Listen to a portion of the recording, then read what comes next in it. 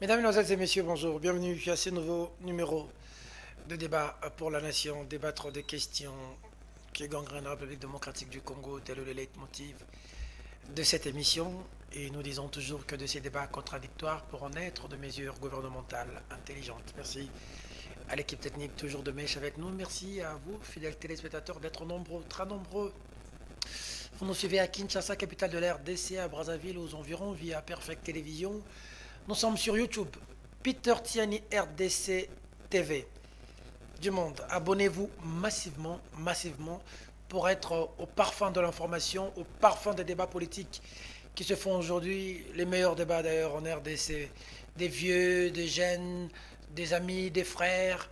Voilà, on réfléchit ensemble ici sur ce plateau et c'est en temps réel. Peter Tiani RDC sur YouTube, c'est nous. Allez, nous sommes aussi diffusés sur Nyota Télévision, sur CanalSat. Vous nous suivez aussi sur Radio-Télévision Saouti à Congo. Du côté de Maniema, on nous prend en relais. Bientôt, un média au niveau de Matadi va nous prendre en relais. Tosangana, c'est ça, Murphy? Merci beaucoup, on est très flattés. Réveillez-vous, jeunes. Lisez, apprenez, étudiez. Armez-vous de suffisamment d'intelligence pour que vous puissiez être utile à votre nation. Après s'être armé d'intelligence et de connaissances, soyez courageux, soyez créatifs. Croyez en Dieu. C'est ça le secret de la réussite. Mais lorsque vous êtes béni sur base de votre connaissance, sur base de votre courage, et surtout par la grâce de Dieu, soyez disciplinés pour garder ce que vous avez reçu. Parce que sans la discipline, on peut partir des 0 à 1000 et revenir à 0. Apprenez à faire la différence entre ce qui est utile et ce qui est agréable. C'est très important pour la vie. Sans discipline, on ne peut malheureusement pas aller très loin. Déjà 3 invités sur ce plateau, nous l'avions annoncé hier, des intellectuels qui réfléchissent avec nous sur des questions de l'heure. Ils doivent être à 4, nous avons déjà 3. Le 4e, c'est Aristote Ngarimé du PPRD. Je ne sais pas, Aristote, tu as fouillé le débat? Ça m'étonnerait, te connaissant d'ailleurs. Allez Aristote, je t'attends ici pour passer à la barre. Chers collègues, je parle comme Joe Biden Bosso. Premier invité, cadre de la FDC, Patrick Makanga, bonjour, bienvenue.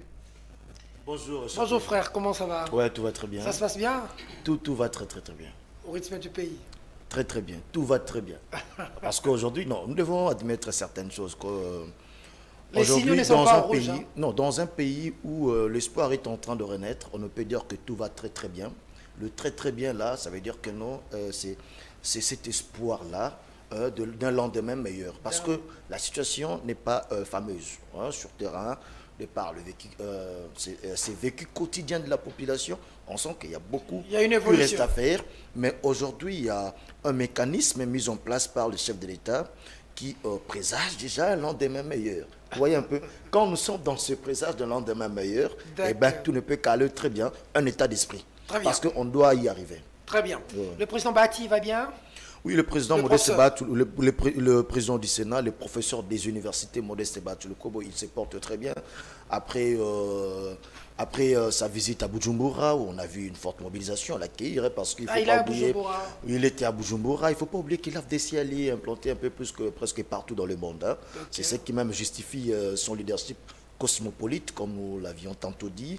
Et ça traverse les frontières. Quand, de son retour, il a passé par le sud Kivu, où on a vu le bain de foule spontané, d'une manière comme spontanée. Comme le bain de foule des Cameroun. Il y a eu bain de foule, non, là peut-être ça a été organisé parce que les gens savaient qu'il allait... Ils se sont vus avec Cameroun là-bas. Là c'était d'une manière spontanée, ils ne se sont pas des ennemis au fait. Ce sont des frères, des gens qui se livrent ensemble. Tu as vu aussi ce qui se passe avec Cameroun? Il a profité pour inaugurer... les forages d'eau, les universités qu'il a construit pour le peuple de ce coin. Et puis voilà, Donc moi je pense que Caméré, lui et les Caméré, Banfoul, tu vois. ils ne sont pas des ennemis. On dit que Caméré a arraché l'Est. Hein. Caméré a Mais démontré je que vais c'est vous le dire une leader de vérité. l'Est. La vérité que je dois vous dire est que, vous savez, en rapport avec M. Caméré, c'est tout à fait normal que les gens viennent.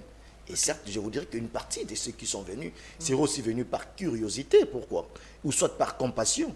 Pourquoi? Parce que c'est un monsieur où tout le monde savait qu'il était dans les géants de la justice. Il a passé une bonne partie du temps à Makala et que ces gens du Sud Kivu ne connaissent pas très bien les réalités d'ici. On dit qu'il a arraché... Je dis ceci, ils ne connaissent pas très bien les réalités d'ici. C'est pour eux que sa présence là-bas peut s'attirer beaucoup plus de curieux. Il ne met pas Babati en difficulté. Que le membre de l'UNC. On dit que dans l'Union sacrée, c'est lui maintenant qui est venu ravir l'Est. Qui emmène auprès des chefs de l'État. Babati en difficulté. J'ai dit ceci, l'élément majeur qui pouvait nous mettre en difficulté, c'est les élections si nous ne nous préparons pas suffisamment. Parce qu'actuellement, nous avons la situation des élections issues de 2018. Alors, face à cet état des choses, nous ne voyons pas que ce parti politique qui a organisé les élections pendant les mandats constitutionnels pour que nous soyons en difficulté. Ayons nos mal en patience. Attendons 2023, bientôt, ça arrive. Et c'est là où les cartes seront redéfinies et les forces seront une fois de plus redéfinies. Mais nous sommes là, dans nos stratégies, en train de nous préparer quant à ceux pour faire relire notre candidat, comme nous avons choisi, Félix Antoine Tshisekedi Tshilombo, qui d'ailleurs nous attire beaucoup de problèmes, parce que les gens veulent nous tirer à boulet rouge, parce qu'on a porté notre dévolu sur la personne de Félix Tshisekedi Tshilombo, pendant qu'il y a même de nos pères au sein de l'Union sacrée, qui jusqu'à présent ne savent pas se prononcer. Ah bon? Nous pensons que, ben oui, mais nous travaillons, vous avez vu même lors de son speech, il a fait consommer Félix Tshisekedi à l'est du pays comme tenu de ses réalisations. Vital le fait aussi. Comme tenu de ses réalisations. Je ne sais pas, je n'ai pas très bien suivi les propos de M. Vital Caméré, mais néanmoins, celui de mon autorité morale, je l'ai suivi. J'ai vu que c'était quelqu'un qui présentait les actions palpables du président de la République et possibilité de lui accorder un second mandat. Très bien. Voilà. Professeur Bahati Lukwebo, clin d'œil. Un vieux très gentil avec qui j'ai eu des très bonnes relations. Quand il était ministre de l'économie, on a beaucoup collaboré, prof. Clin d'œil. Porte-parole de Envol, Rodrigue Ramazani, maître, bonjour, bienvenue. Merci Peter pour l'invitation. Comment tu vas, maître?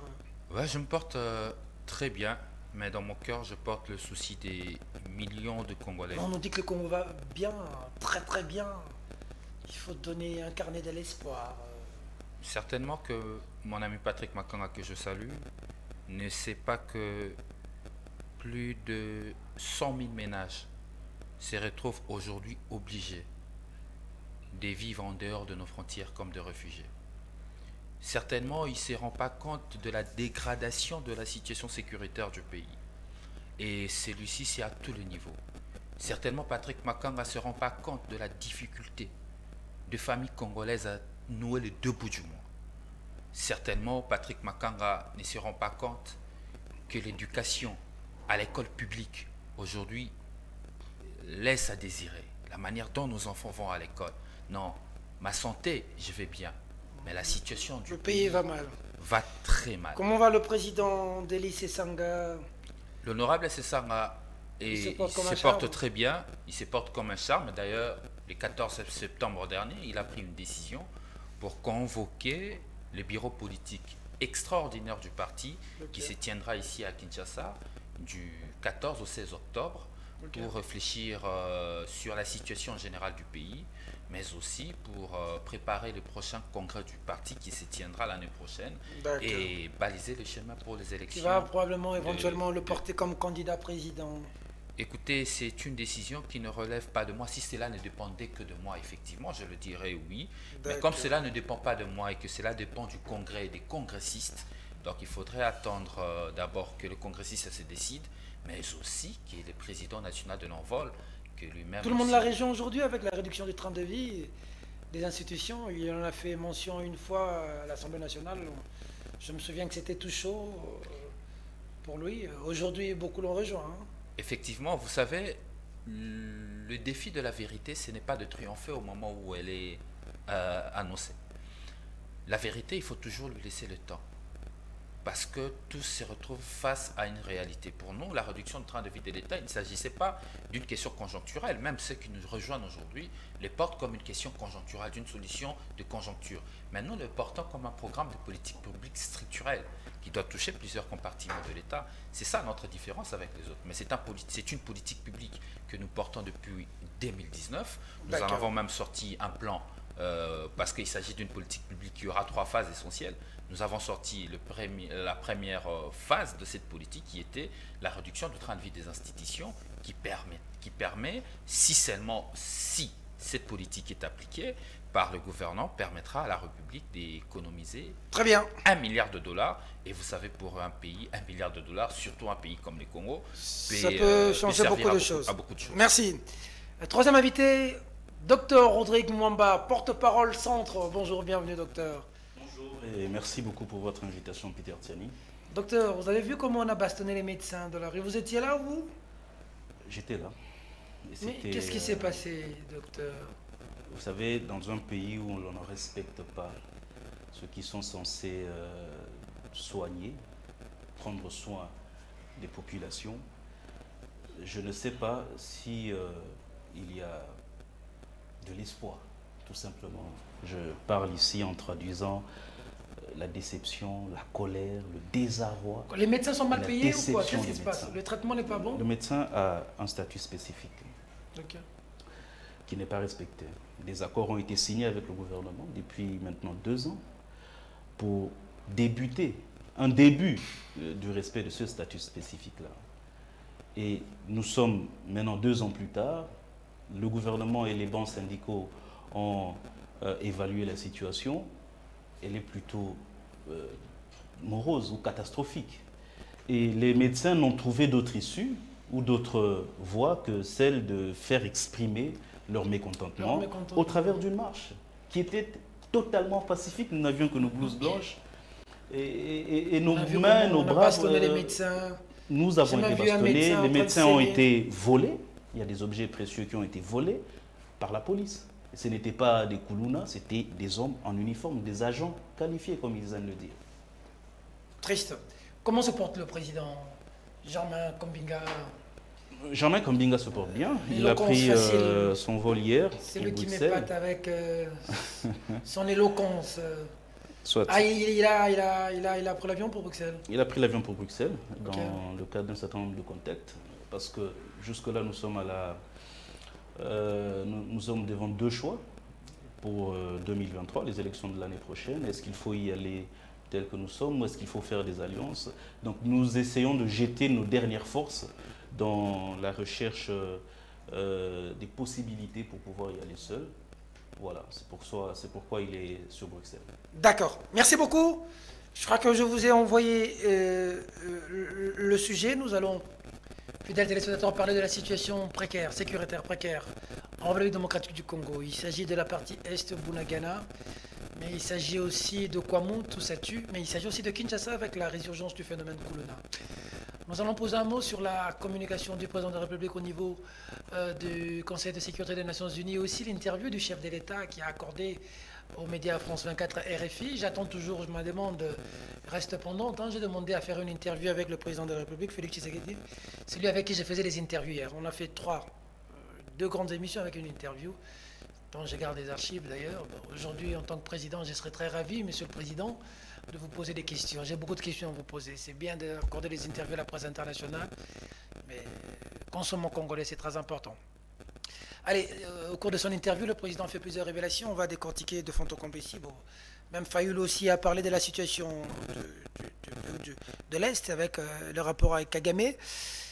Vijay Chimanga, corruption en RDC. Vous allez aussi poser un mot par rapport à ça. On commence sur la situation de l'Est, docteur Rodrigue.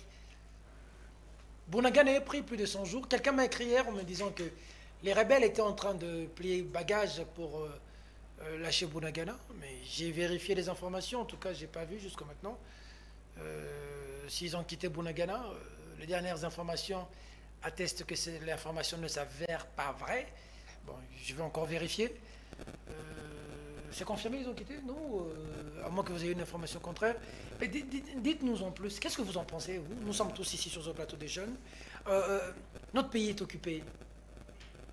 D'abord, Plus de 100 jours. J'aimerais, Peter, vous féliciter parce que vous n'avez pas considéré le sujet Bunagana comme un sujet périphérique. Très bien.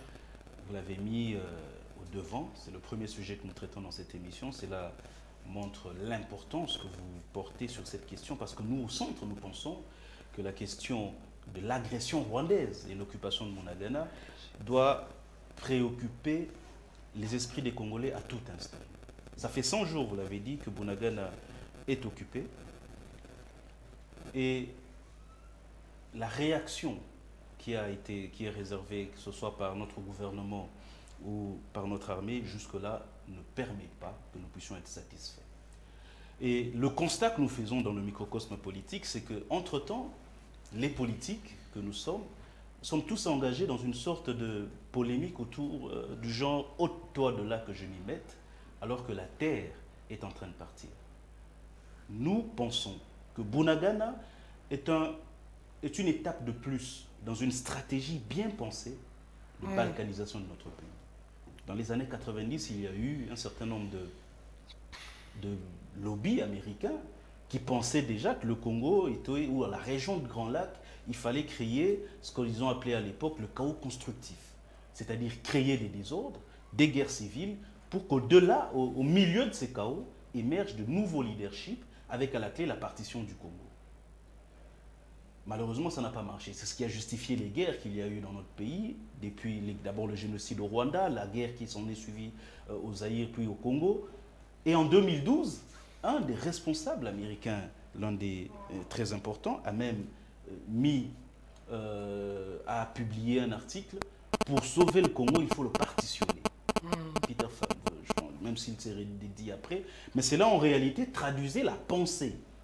Je ne parlerai pas d'État, mais d'un certain nombre d'individus qui peuvent être affiliés à des États ou des hommes d'affaires véreux, qui pensent que le Congo, puisqu'il est à la croisée de chemin de la révolution climatique, ou je veux dire du changement climatique et de la transition énergétique, ils ont pensé que le Congo doit être faible pour pouvoir accéder à ces richesses le plus facilement possible. Okay. Il y en a qui pensent comme cela. Et c'est eux qui sont en réalité les instigateurs de toutes ces démarches qui visent en réalité à la balkanisation de notre pays. Est-ce qu'on s'est déjà posé la question, le Rwanda, un PIB de 10 milliards, alors que le Congo, c'est 50 milliards. Le Rwanda, c'est environ 5 milliards de dollars de budget annuel. Au Congo, on est à 10 milliards. L'année prochaine, on sera à 14 milliards. Est-ce qu'on ne se pose pas les questions? Comment un pays comme celui-là peut nous battre militairement au point de battre même la MONUSCO? On a surtout suivi ici le secrétaire général de l'ONU qui a avoué son impuissance face au Rwanda. Je ne parle pas du... Mais cette stratégie de la théorie du complot, oui, mais M23. Notre organisation interne à nous-mêmes, qu'est-ce qu'on fait? Comment justement, j'y arrive. Qu'est-ce qu'on a fait pour que le militaire soit en mesure? Il faut dire ces choses parce qu'on a l'impression, nous qui vivons peut-être à 2000 km de Bunagana, on a l'impression que Bunagana, c'est une affaire... bon, on entend, c'est une chanson à laquelle presque on est en train de s'habituer. Malheureusement, il faut les dire. Il faut éveiller les consciences, les Congolais, et les Congolaises doivent le savoir, et même la classe politique doit l'intégrer. Nous sommes au cœur d'un complot d'un certain nombre d'individus, hommes d'affaires ou affiliés à des États, et qui cherchent la balkanisation de ce pays. Et que si nous ne prenons pas les dispositions aujourd'hui pour résoudre la question de l'insécurité à l'est de notre pays, nous perdrons ce pays. Et nous aurons été, nous, complices de la balkanisation de ce pays. Maintenant, voilà la responsabilité du Congolais, du président congolais, des dirigeants congolais, du peuple congolais. Je la situe à des niveaux, parce que je n'aimerais pas aller jusqu'au peuple, je parle des dirigeants. D'abord, la classe politique. Nous ne pouvons pas vaincre un ennemi qui est plus fort que la MONUSCO en étant divisé. Je pense, et ça c'est un appel que je lance au président de la République, parce que c'est lui, au fait, qui doit prendre l'initiative, de pouvoir unir tous les Congolais contre cette agression que nous subissons, unir la classe politique pour taire les divers. Il y a beaucoup, c'est vrai, nous ne serons jamais d'accord sur l'idéologie, sur les projets de société, mais il y a des choses fondamentales sur lesquelles nous sommes en désaccord, notamment des camps qui ne sont pas représentés à la CNI, par exemple. Il y a des gens qui ne sont pas d'accord avec l'actuelle Cour constitutionnelle, ni avec la loi électorale. Il y a tellement de sujets fondamentaux, c'est-à-dire qui ne sont pas de l'ordre d'un projet de société, mais qui sont les fondamentaux du fonctionnement de l'État, sur lesquels nous sommes en désaccord, qui nécessitent que le président de la République tende la main pour pouvoir supprimer tous ces désaccords-là. Premièrement. Deuxièmement, c'est que je ne pense pas que nous en faisons assez pour pouvoir rendre notre armée suffisamment forte et dissuasive pour chasser ces rebelles-là. J'ai suivi le ministre des Affaires étrangères, et c'était avec beaucoup de peine au cœur, qui pense que la solution au départ de la MONUSCO, ou je veux dire une des solutions palliatives, serait la venue des forces de la communauté des pays de l'Afrique de l'Est. Qui arrivent déjà, qui sont déjà là vers Bunagana. Nous sommes totalement opposés à cette vision des choses. Vous ne voulez pas que... Nous avons déjà eu nous avons déjà eu des armées étrangères qui sont venues dans ce pays, dans ce qu'on a appelé d'ailleurs la guerre mondiale africaine. 9 armées étrangères étaient sur ce pays. Pour quel résultat? Je ne parlerai même pas des dividendes qu'ils auront, parce qu'on sait tous l'histoire de la MIBA, avec la Sengamine. Les Zimbabwéens, en compensation de l'effort de guerre qu'ils ont fait ici, ont récupéré 45% de la MIBA dans la Sengamine. Qu'est-ce que les Kenyans viennent chercher? Qu'est-ce que les Burundais viennent chercher, etc. Donc on va payer tous ces gens. Je pense qu'en réalité, nous sommes en train de faire... Nous proposons des mauvaises solutions, alors que la situation est beaucoup plus sérieuse qu'à l'époque où les autres forces étaient arrivées. Aujourd'hui, c'est plus subtil et nous risquons de perdre ce pays. Il faut, et nous l'avons déjà dit, mettre suffisamment de moyens. Nous avons 10 milliards de budget, ne se justifie pas si on ne peut pas mettre 1 milliard pour la défense de notre pays. Nous l'avons dit, nous aurons 14 milliards l'année prochaine. Si on est incapable de mobiliser au moins 1 milliard de dollars pour notre stratégie de défense, alors c'est du pipeau. C'est une poudre de fumée, un rideau de fumée qu'on lève, et qu'en réalité, cet argent n'a jamais été mobilisé. D'accord. Patrick Makanga, situation de l'Est. Le pays est en train de partir. Hein. Il faut mobiliser suffisamment, sinon... Et Rodrigue, pas d'accord avec la venue des forces kenyanes. Il y a même des Burundais qui vont venir et consorts. Moi, je pense que même d'entendre parler l'intervention de M. Rodrigue, ils en sont deux ici, le docteur Rodrigue, voilà. D'entendre parler son intervention, il a bien détaillé au départ que le problème de l'Est de notre pays, les causes sont exogènes. Il a si bien dit, j'ai aimé le départ, les causes sont exogènes. Donc cela veut dire... le problème, c'est que nous, la République démocratique du Congo a souvent été sujet à beaucoup de complots. De telle enseigne que non, il fallait que nous soyons affaiblis sur beaucoup de points, sur beaucoup d'aspects. Et surtout du côté volet armé avec des embargos et autres. De telle enseigne que non, aujourd'hui, il y a même des mesures restrictives. Donc c'est juste une couverture des embargos. Donc nous sommes encore sous embargo. Donc pour dire que non, nous sommes dans un pays qui n'avait pas la possibilité, ou soit qui n'a pas la possibilité de s'octroyer des munitions nécessaires pour faire face aux différents conflits dans la partie est de notre pays.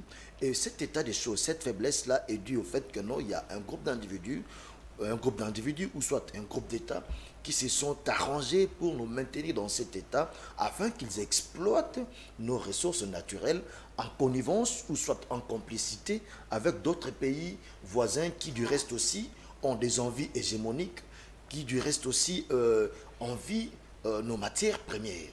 Donc, pour dire que on ne peut, pour le cas échéant, au stade actuel, on ne peut s'opposer à l'intervention de cette force mutualisée.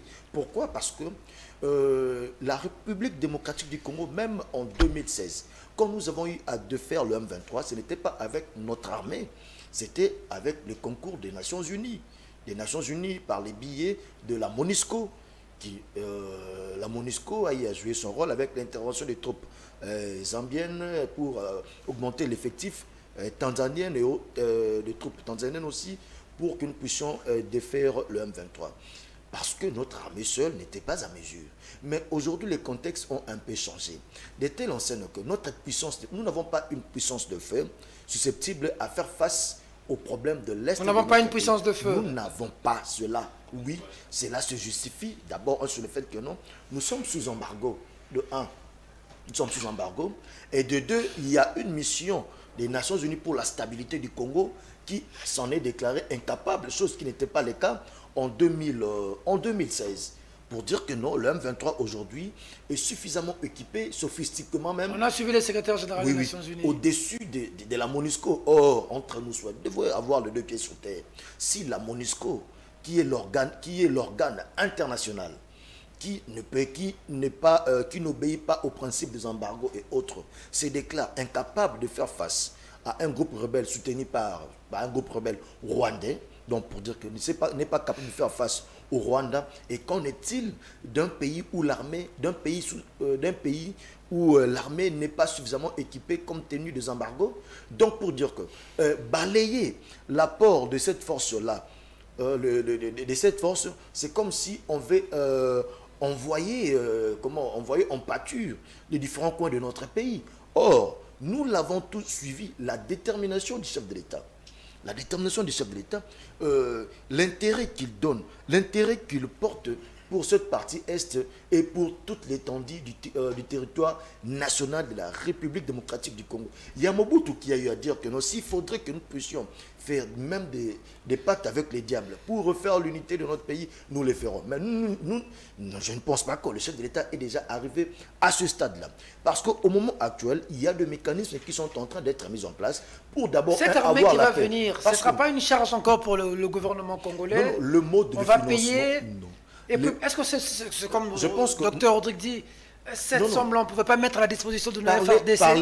Si monsieur Dr Rodrigue vient parler de mode de financement de cette armée ici, je lui dirais en tout cas là, il serait dans des suspicions. Parce que je ne pense pas...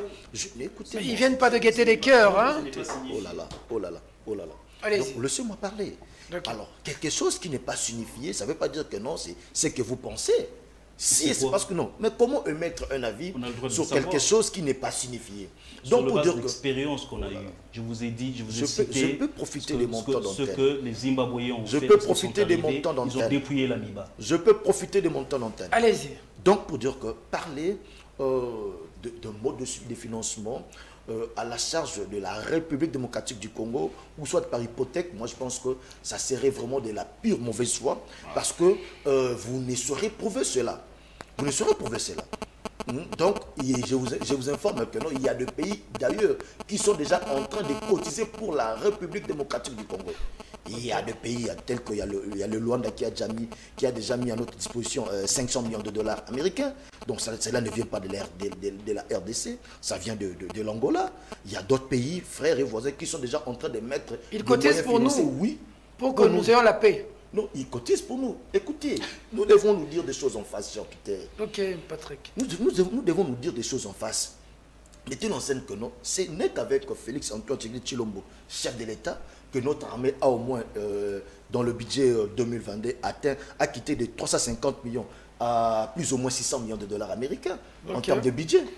C'est sous Tshilombo que nous avons quitté de l'effectif de 99 000, plus ou moins 99 000 éléments de notre armée à 129 000. Pourquoi? Parce qu'il a apporté des réformes. Nous avons vu comment on a recruté des jeunes ici au sein de l'armée. On a vu comment l'actuel chef de l'État a mis en place des moyens pour créer même des unités spéciales de combat de jeunes, même de combat nocturne. Mais si ces éléments-là, malgré formés et autres, ils n'ont pas des équipements parce qu'on est soi-disant sous embargo. Mais c'est ça déjà le problème. Pour le moment, nous sommes d'abord appelés à compter sur deux pays frères au moyen d'une coopération, une collaboration franchie, une collaboration franche, sans pour autant déranger les intérêts ou soit hypothéquer l'avenir de notre pays, comme ce fut le cas avec le contrat chinois, et autres. Vous voyez un peu les contrats chinois. Moi, je pense que nous devons regarder les choses d'une manière objective. Et que l'action que le chef d'État est en train de mener pour la paix à l'est de notre pays, c'est l'action pour le moment salvatrice. Parce que en termes même de négociation des tables, nous ne pouvons pas prétendre être beaucoup plus forts dans des négociations des tables si nous avons une économie par exemple faible. Parce que si nous entrons dans le régionalisme, Dans la politique régionale, il y a ce qu'on appelle des interdépendances. Il y a des interdépendances économiques, sécuritaires et j'en passe. De telle enseigne que nous devons d'abord aussi, en attendant, pendant que le chef d'État est en train de mettre en place le recette, nous avons aussi vu d'un côté au niveau interne le travail qu'a le chef d'État pour essayer de relever l'économie de notre pays. Parce que si nous rendons certains pays, Rwanda, Ouganda, Burundi, indépendants de notre, plutôt dépendants de nous, c'est déjà, ça fait partie de recettes pour que nous puissions dans les jours à venir nous imposer et donner des sanctions qui seront beaucoup plus sévères au fait de cette population. Donc, pour dire quoi? Au niveau interne, avec l'action de l'actuel chef de l'État, aujourd'hui, sur le plan économique, nous avons atteint, nous sommes maintenant au-dessus de la moyenne africaine, donc reconnus par des instances habilitées. Donc, ce sont là déjà des mécanismes mis en place par le chef d'État Félix Antoine Tshisekedi Tshilombo pour d'abord arranger au niveau interne. Et puis, il y a un problème. Les problèmes pendant... Il y a déjà des mécanismes qui sont mis en place. Et d'ailleurs, de par l'histoire de notre pays, depuis que nous avons connu des guerres d'agression et autres, aujourd'hui, nous avons eu un chef de l'État qui a eu à pointer du doigt le Rwanda du haut sommet de la tribune des Nations Unies. Il a dénoncé leurs pratiques. Donc, pour dire que il a même demandé, il a même mis la crédibilité, il a même mis en épreuve la crédibilité de cette organisation des Nations Unies, demandant au président du Conseil de sécurité de distribuer à tout le monde les rapports des experts de l'ONU qui attestent noir sur blanc que le Rwanda est le pays agresseur et que des dispositions idoines soient prises dans ce sens-là. Donc, pour dire que moi, je pense qu'on ne doit pas inventer, on ne doit pas faire de la magie, on ne doit pas on ne doit pas faire vivre l'État dans nos têtes ou soit dans nos suspicions. Quand mon frère Rodrigue Ramazani, maître Rodrigue Ramazani, a parlé, il a intervenu dans l'entame des... Il a intervenu en rapport avec mon propos au début de l'émission sur le fait que quand j'ai parlé de... La situation... tout va très très bien. J'ai dit ça, je l'ai si bien dit que ça c'est un état d'esprit. Il n'a pas un tableau sombre. J'ai dit ça c'est un état d'esprit. Un état d'esprit de quelqu'un qui sait que demain tout ira très mieux, et surtout que les signaux sont positifs. Vous voulez parler des 100 000 ménages qui vivent en dehors de nos frontières, mais l'action qui est en train d'être menée par le chef de l'État, ça présage un lendemain. Mais vous voulez parler de Congolais qui nous difficilement le début du mois. Je vous dis qu'aujourd'hui, les conditions, même sur le plan économique, socio-économique, sont déjà sur la voie. Non. Sont sur la voie. Sur la bonne voie. Sur la voie d'un lendemain meilleur. Raison pour laquelle, face à tous pendant ce temps, les médecins sont dans la rue, ils sont bastonnés. Face à tous ces conditions n'ont pas changé. Non, les rues, même en France, dans des pays, dans des économies les plus fortes du monde, il y a toujours des gens dans les rues. Pourquoi? Parce que un travailleur réclame toujours l'augmentation, l'amélioration de ces conditions. Là, vous n'allez pas en vouloir au chef de l'État parce que le docteur Rodrigue n'a pas des gens qui sont descendus réclamer les accords qu'ils ont eu avec leur employeur. Que le docteur Rodrigue arrête d'alarmer le monde. Non, pas du tout. Non, mais il y a un lendemain meilleur qui arrive. Bien sûr que oui. Nous devons rester optimistes tout en menant des actions concrètes telles que le fait le chef de l'État. Très bien. Maître Ramazani, situation Bunagana. J'arrive à votre question, mais permettez-moi, pour ne pas faire perdre le Congolais qui nous suivent, de prendre mon co-débatteur Patrick à la fin. Il dit deux choses. Il dit d'abord sur la situation sociale du Congolais, je laisse les Congolais être le seul juge de ce qu'ils vivent chaque jour. Patrick Makanga parle comme s'ils étaient au début du mandat. Je tiens à le rappeler que nous sommes déjà presque 4 ans du mandat et très bientôt le mandat prendra fin. Donc ce que vous récitez, les Congolais le vivent pendant 4 ans, ils sont dans la misère. Donc je laisse les Congolais vous juger, moi je n'entrerai pas dessus. Et il dit, le président de la République a cité nommément le Rwanda sur ce grand tribune de Nations Unies lors de la 77e Assemblée Générale. Mais je vais rappeler à Patrick Makanga, c'est l'histoire de ce pays. En 2012, exactement, le Rwanda a été sanctionné, a subi même des sanctions sévères de la communauté internationale. Nous sommes en 2012. Les problèmes aujourd'hui, ce n'est pas le fait de citer le Rwanda, mais il faut analyser la question diplomatique. Parce que lorsque nous parlons de questions internationales, nous avons deux approches, je l'ai toujours dit. Vous avez l'approche des relations internationales, mais aussi des droits publics internationaux. Sur le plan de relations internationales, tout démontre aujourd'hui que la République démocratique du Congo est un État isolé. Il est isolé, il est seul. Vous dites ici qu'il y a un rapport qui atteste que le Rwanda est un agresseur.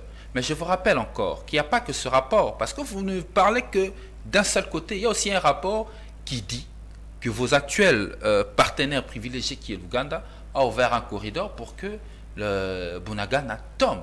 Le problème qui se pose aujourd'hui, c'est l'incohérence de la politique que vous menez sur le plan diplomatique. Et plus personne ne nous prend au sérieux. Plus personne ne prend le Congo au sérieux sous Félix Tshisekedi. Nous sommes isolés. La SADC ne nous accompagne pas parce qu'il y a eu, je te rappelle, qu'il n'y a pas longtemps, on a connu un sommet de la SADC ici, où le chef de l'État, une fois de plus, avait accusé le Rwanda.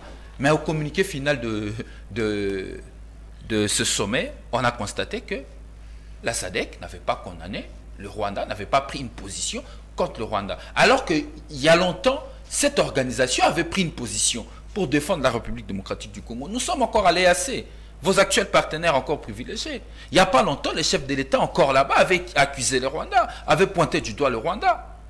Quel est le résultat diplomatique qu'on a obtenu? Rien du tout, parce qu'aucun État de l'EAC dit que c'est le Rwanda qui nous agresse.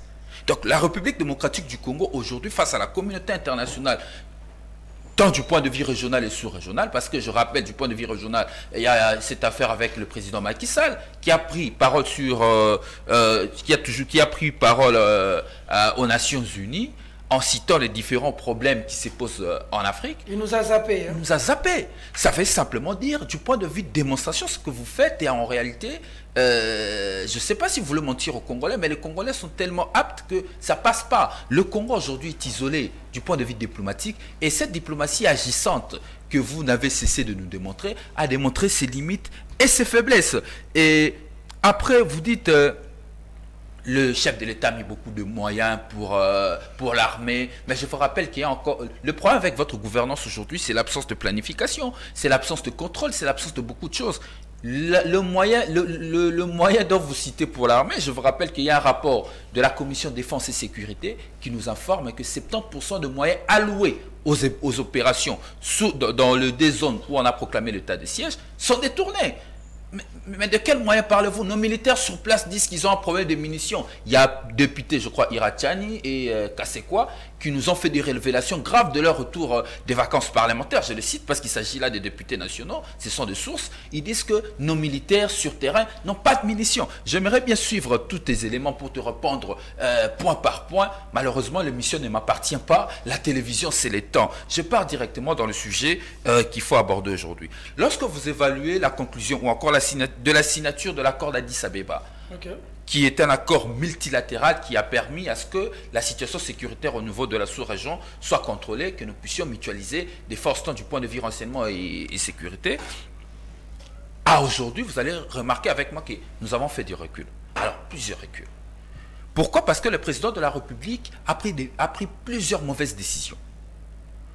Tant du point de vue diplomatique, en décidant de zapper l'accord d'Addis Abeba, qui était un accord multilatéral qui nous permettait de vivre ensemble avec nos voisins correctement, il a décidé de les supplanter par des accords bilatéraux entre la République démocratique du Congo et le Rwanda, et la République démocratique du Congo et l'Ouganda. Du reste, il s'agit des accords opaques, qui n'ont jamais fait l'objet d'une publication conformément à notre constitution. Aujourd'hui, nous avons fait beaucoup de reculs. Nous avons reculé tant du point de vue diplomatique que du point de vue interne. Une deuxième faiblesse dans les décisions que le président de la République avait prises, c'était la proclamation de l'état de siège, que l'envol et l'honorable SSA, nous avons cessé de décrier. C'était d'ailleurs au lendemain de la proclamation de l'état de siège, nous avions dit que c'était une mauvaise décision. Pourquoi? Parce que les secteurs opérationnels qui étaient dans ces deux zones de défense peinaient à nous donner des résultats. Donc l'armée, dans son rôle régalien, dans son rôle de violence légitime, n'a pas pu trouver des solutions aux problèmes qu'il y avait. Mais le président de la République, qu'est-ce qu'il fait? Sans analyser, parce que je l'ai dit encore une fois de plus, le problème de Félix Tshisekedi et de son pouvoir, c'est l'absence de planification de politique publique. Sans consulter. On ne planifie pas. On ne planifie pas. Mais ce n'est pas moi qui l'ai dit, hein. C'est le ministre de la Défense, c'est le chef d'état-major entendu par la Commission Défense et Sécurité. Ils ont dit que l'état de siège a été proclamé dans une situation atypique sans planification. Sans planification. Sans planification. Ce n'est pas moi qui le dis, il s'agit de rapports. D'une commission institutionnelle qui le déclare. Donc, ces deux décisions ont fait en sorte que la situation aujourd'hui, nous puissions nous retrouver dans la situation où nous sommes.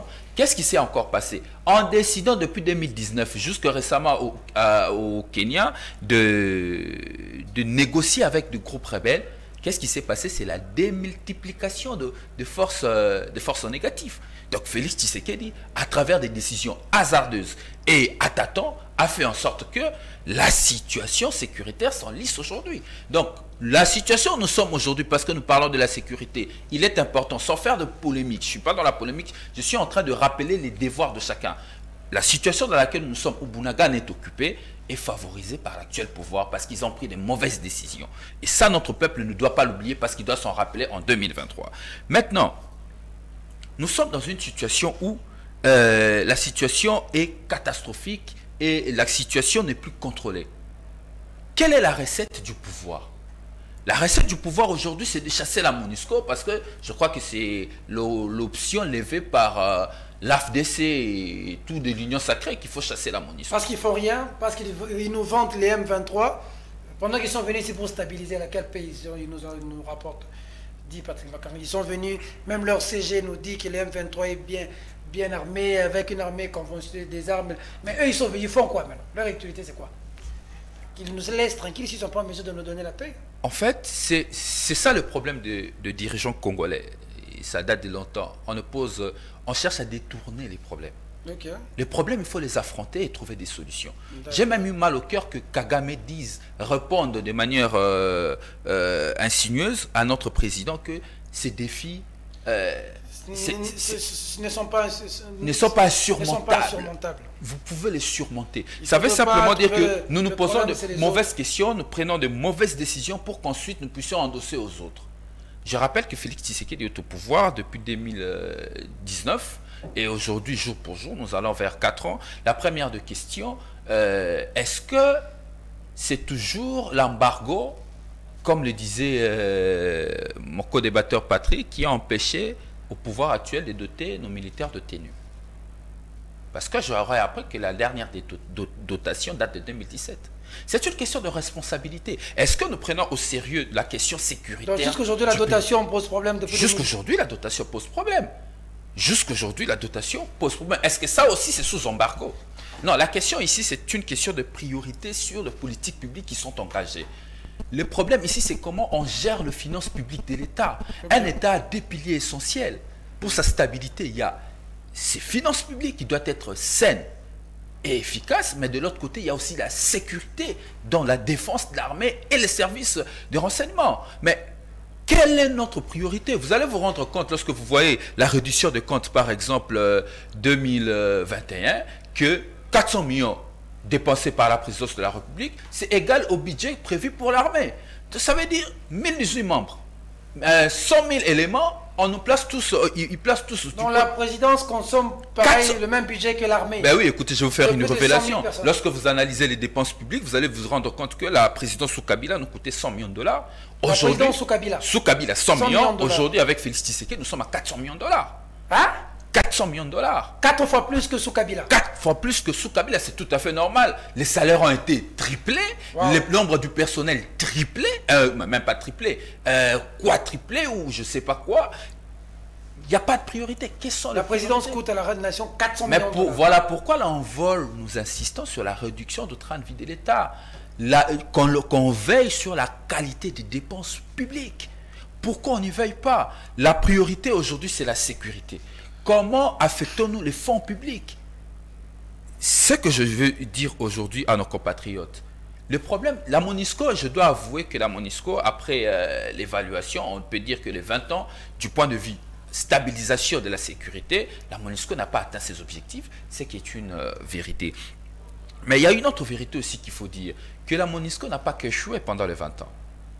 Okay. Je peux rappeler ici l'échec de CNDP, c'est aussi grâce au concours de la MONUSCO. Le différent rapport de la MONUSCO qui a aidé notamment des personnes comme Bosco Tangana à être traduit devant ces pays, c'est aussi grâce à la MONUSCO. Je ne dis pas que la MONUSCO a réussi. C'est un problème qu'il faut analyser. Mais lorsque nos amis du pouvoir nous demandent de mettre de côté la MONUSCO, quel est le plan de la reprise en main de notre sécurité? C'est là où ils nous disent pas.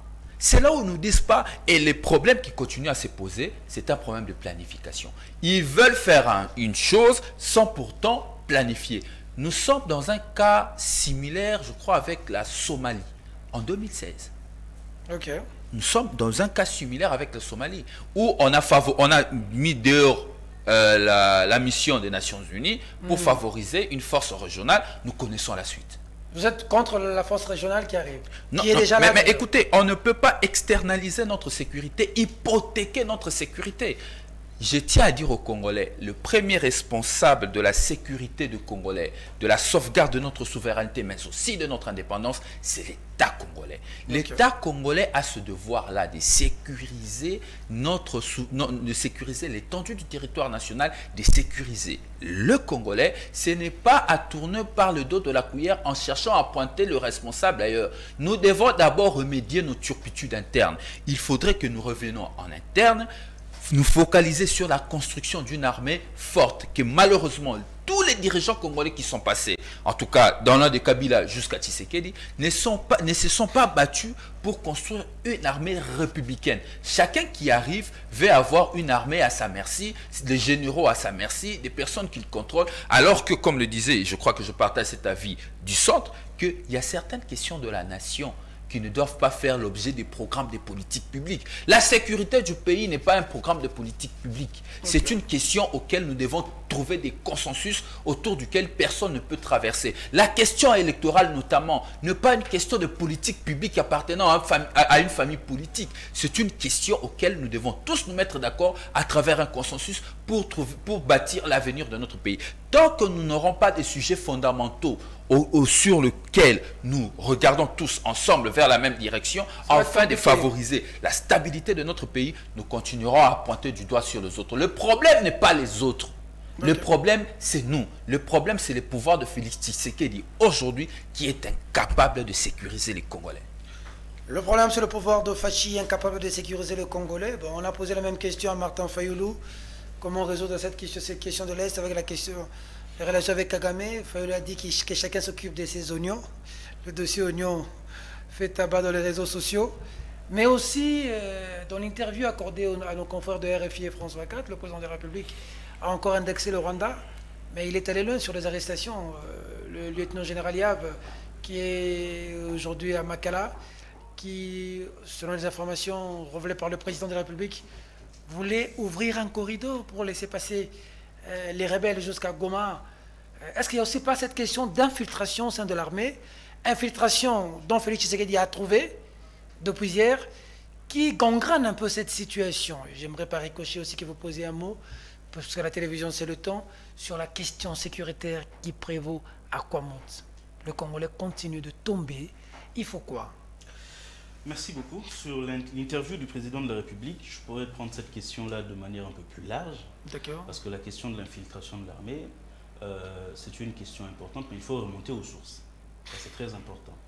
Et j'aimerais dire à nos téléspectateurs qu'il ne faudrait pas tomber dans le piège des politiciens congolais. La plupart du temps, nous passons notre temps à nous lancer des coups.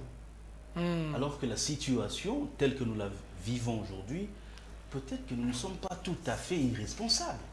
Rappelez-vous, ce qui nous met dans cette situation, bien entendu, il y a eu la guerre d'agression d'abord, enfin, avec Mouzé, Laurent Désiré Kabila dans les années 96. En 97, il est là, et puis il y a eu une autre guerre.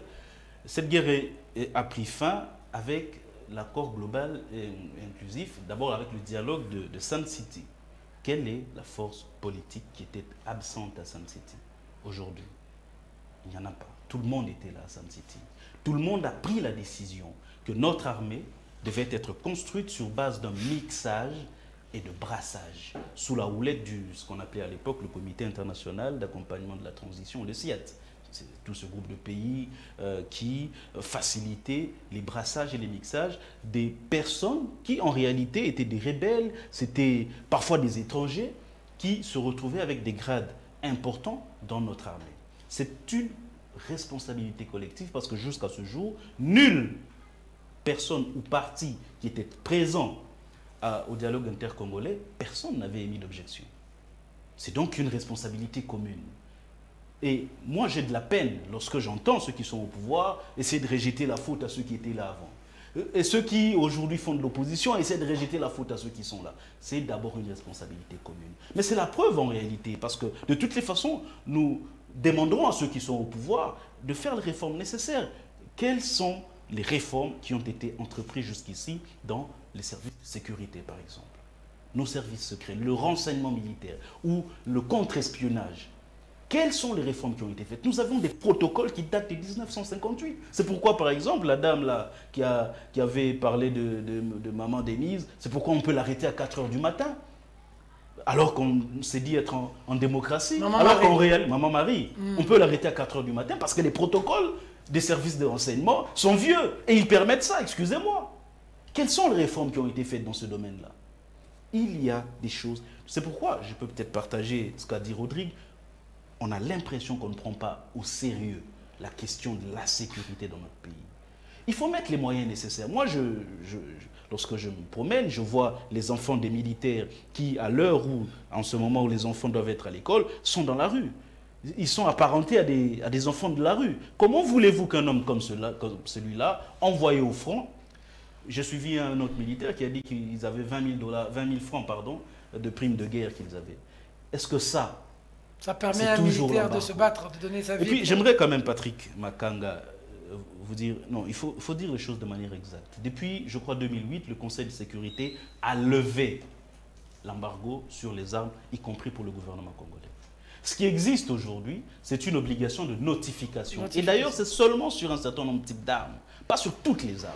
Donc il ne faudrait pas justifier quelque chose qui n'existe pas pour justifier l'incapacité que nous avons aujourd'hui à vaincre les rebelles ou les Rwandais qui ont occupé Bunagana. Et la solution que vous vous proposez, je l'ai dit, il ne s'agit pas de suspicion lorsque je dis que les forces de l'EAC, lorsqu'ils viennent, ce sera aux dépens de nos ressources à nous. Mais c'est un principe, ce n'est pas de la suspicion, c'est un principe de bon sens.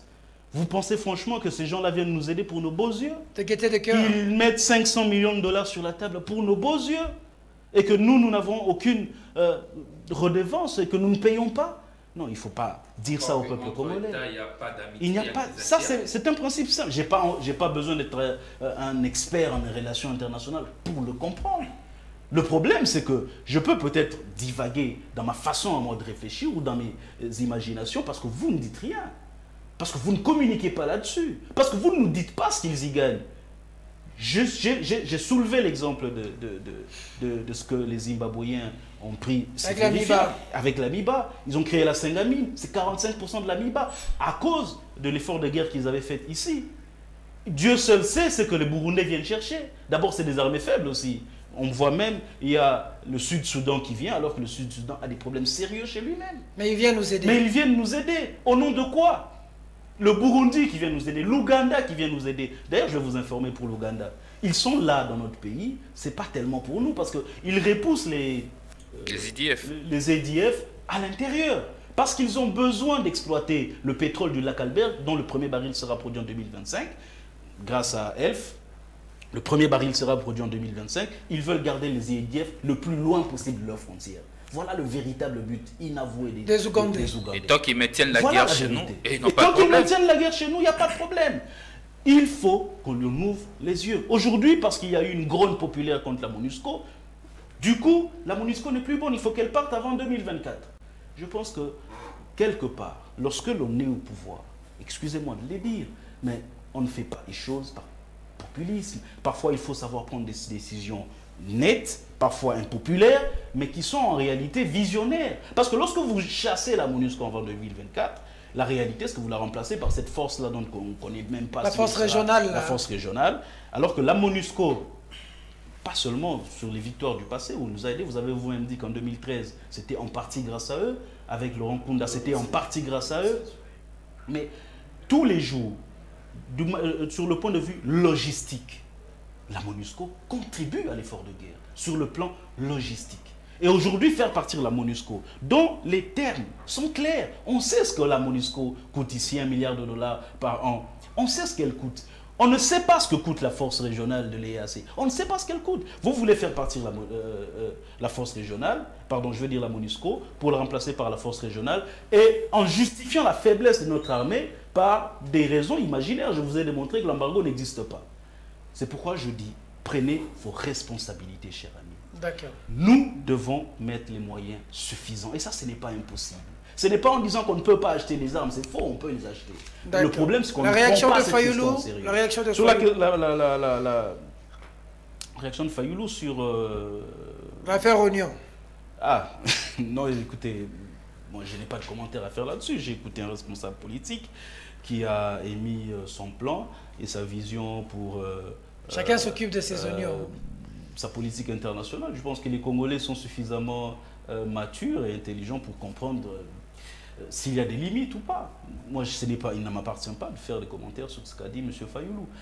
Par contre, je vais dire un mot sur ce qui se passe au Kwamouth, parce que c'est le Grand Bandundu, et j'aimerais transmettre les préoccupations du président Germain Kambinga, parce qu'il est du coin, et aussi les 2 individus qui ont été arrêtés, mais qui ne parleraient pas aucune langue ni dialecte ici au Congo. Je pense que c'est encore une fois la raison pour nous de réformer nos services de renseignement. Les services de renseignement sont malheureusement...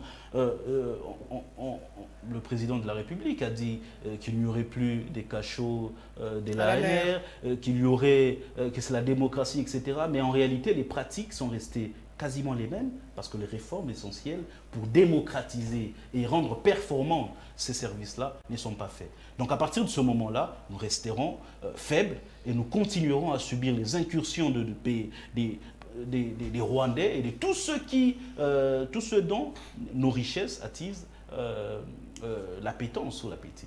D'accord. Patrick Makanga, situation Kwamouth, intervention du chef de l'État sur l'infiltration de l'armée et puis la réaction de Fayoulou sur la question de l'Est. Merci beaucoup.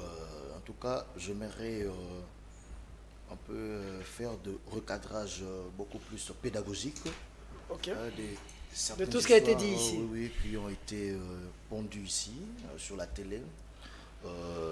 J'aimerais commencer par Dr Rodrigue. Quand il a parlé de réforme dans le domaine des sécurités, je vous ai dit tantôt, peut-être vous ne m'avez pas écouté. Je vous ai dit que c'est sous Félix Antoine Tshisekedi Tshilombo que nous avons eu des unités spécialisées pour la jungle. Quand vous parlez, même, j'ai vu même Rodrigue Ramazani parler de la dotation au niveau de la dotation. Qui date de 2017, la dernière dotation. Mais les unités qu'on vient de recruter tout à l'heure là, ils se sont habillés avec quoi? Nous les avons vus dans les rues de Kinshasa, ou bien soit vous avez porté vos lunettes pour ne pas voir la réalité. Moi, je parle de l'armée. Je parle de la garde républicaine. Donc, moi, je pense qu'on doit éviter de faire preuve de mauvaise foi à chaque fois. Parce qu'on a vu des unités aller être formées sous le règne de Félix Antoine Tshisekedi Tshilombo comme chef de l'État. Quand vous parlez, je sais que des fois, on a tendance à un discours populiste, mais quand vous parlez de enfants de militaires qui sont en cours de route pendant que... Ça n'est pas populiste. Est-ce que je peux parler? Allez-y, quand vous parlez que les enfants, quand vous tenez des propos, disons que les enfants des militaires seraient dans la rue pendant qu'il y a... Est-ce que c'est faux, Patrick Makanga? Pendant qu'il y a d'autres enfants qui vont à l'école. Mais allez à l'école, allez au camp Tchachi. Il y a une école, d'ailleurs, il y a la gratuité de l'enseignement. Ça, je vous informe si vous n'êtes pas au courant. Il y a la gratuité de l'enseignement. Allez au camp Tchachi, vous allez trouver des très bonnes écoles équipées. Il y a des hôpitaux. Il y a un hôpital qu'on a construit là-bas. Les enfants des militaires dont vous faites allusion se font soigner gratuitement et étudient gratuitement. Ils sont bien traités, les enfants des militaires. Ceux des camps Tchachi plus particulièrement étudient dans de très bonnes conditions dans une école suffisamment équipée en termes des infrastructures. Donc le docteur nonobstant cela, c'est dans un camp militaire. Nonobstant cela, il y a la gratuité de l'enseignement. Moi, je vous donne la référence. Si vous allez sur l'avenue Willery, croisement avenue Willery, Colonel Ebea. Vous allez trouver une fille dont les parents sont communément appelés Chegué, mais la fillette, à chaque fois, elle reste avec sa maman sur la rue avec sa tenue d'uniforme. Parce que la fille, j'ai posé la question, elle étudie gratuitement. Donc pour dire qu'aujourd'hui, il y a des écoles qui reçoivent tous des enfants juste avec leurs uniformes. Il ne faut pas dire que les enfants des militaires traînent dans les rues. C'est pas une raison. C'est pas vrai. Ça, c'est un discours, ça, c'est basé sur un mauvais fondement pour faire asseoir son discours populiste. Et tout ça, c'est les œuvres de qui? C'est les œuvres de qui? Oui, c'est populiste.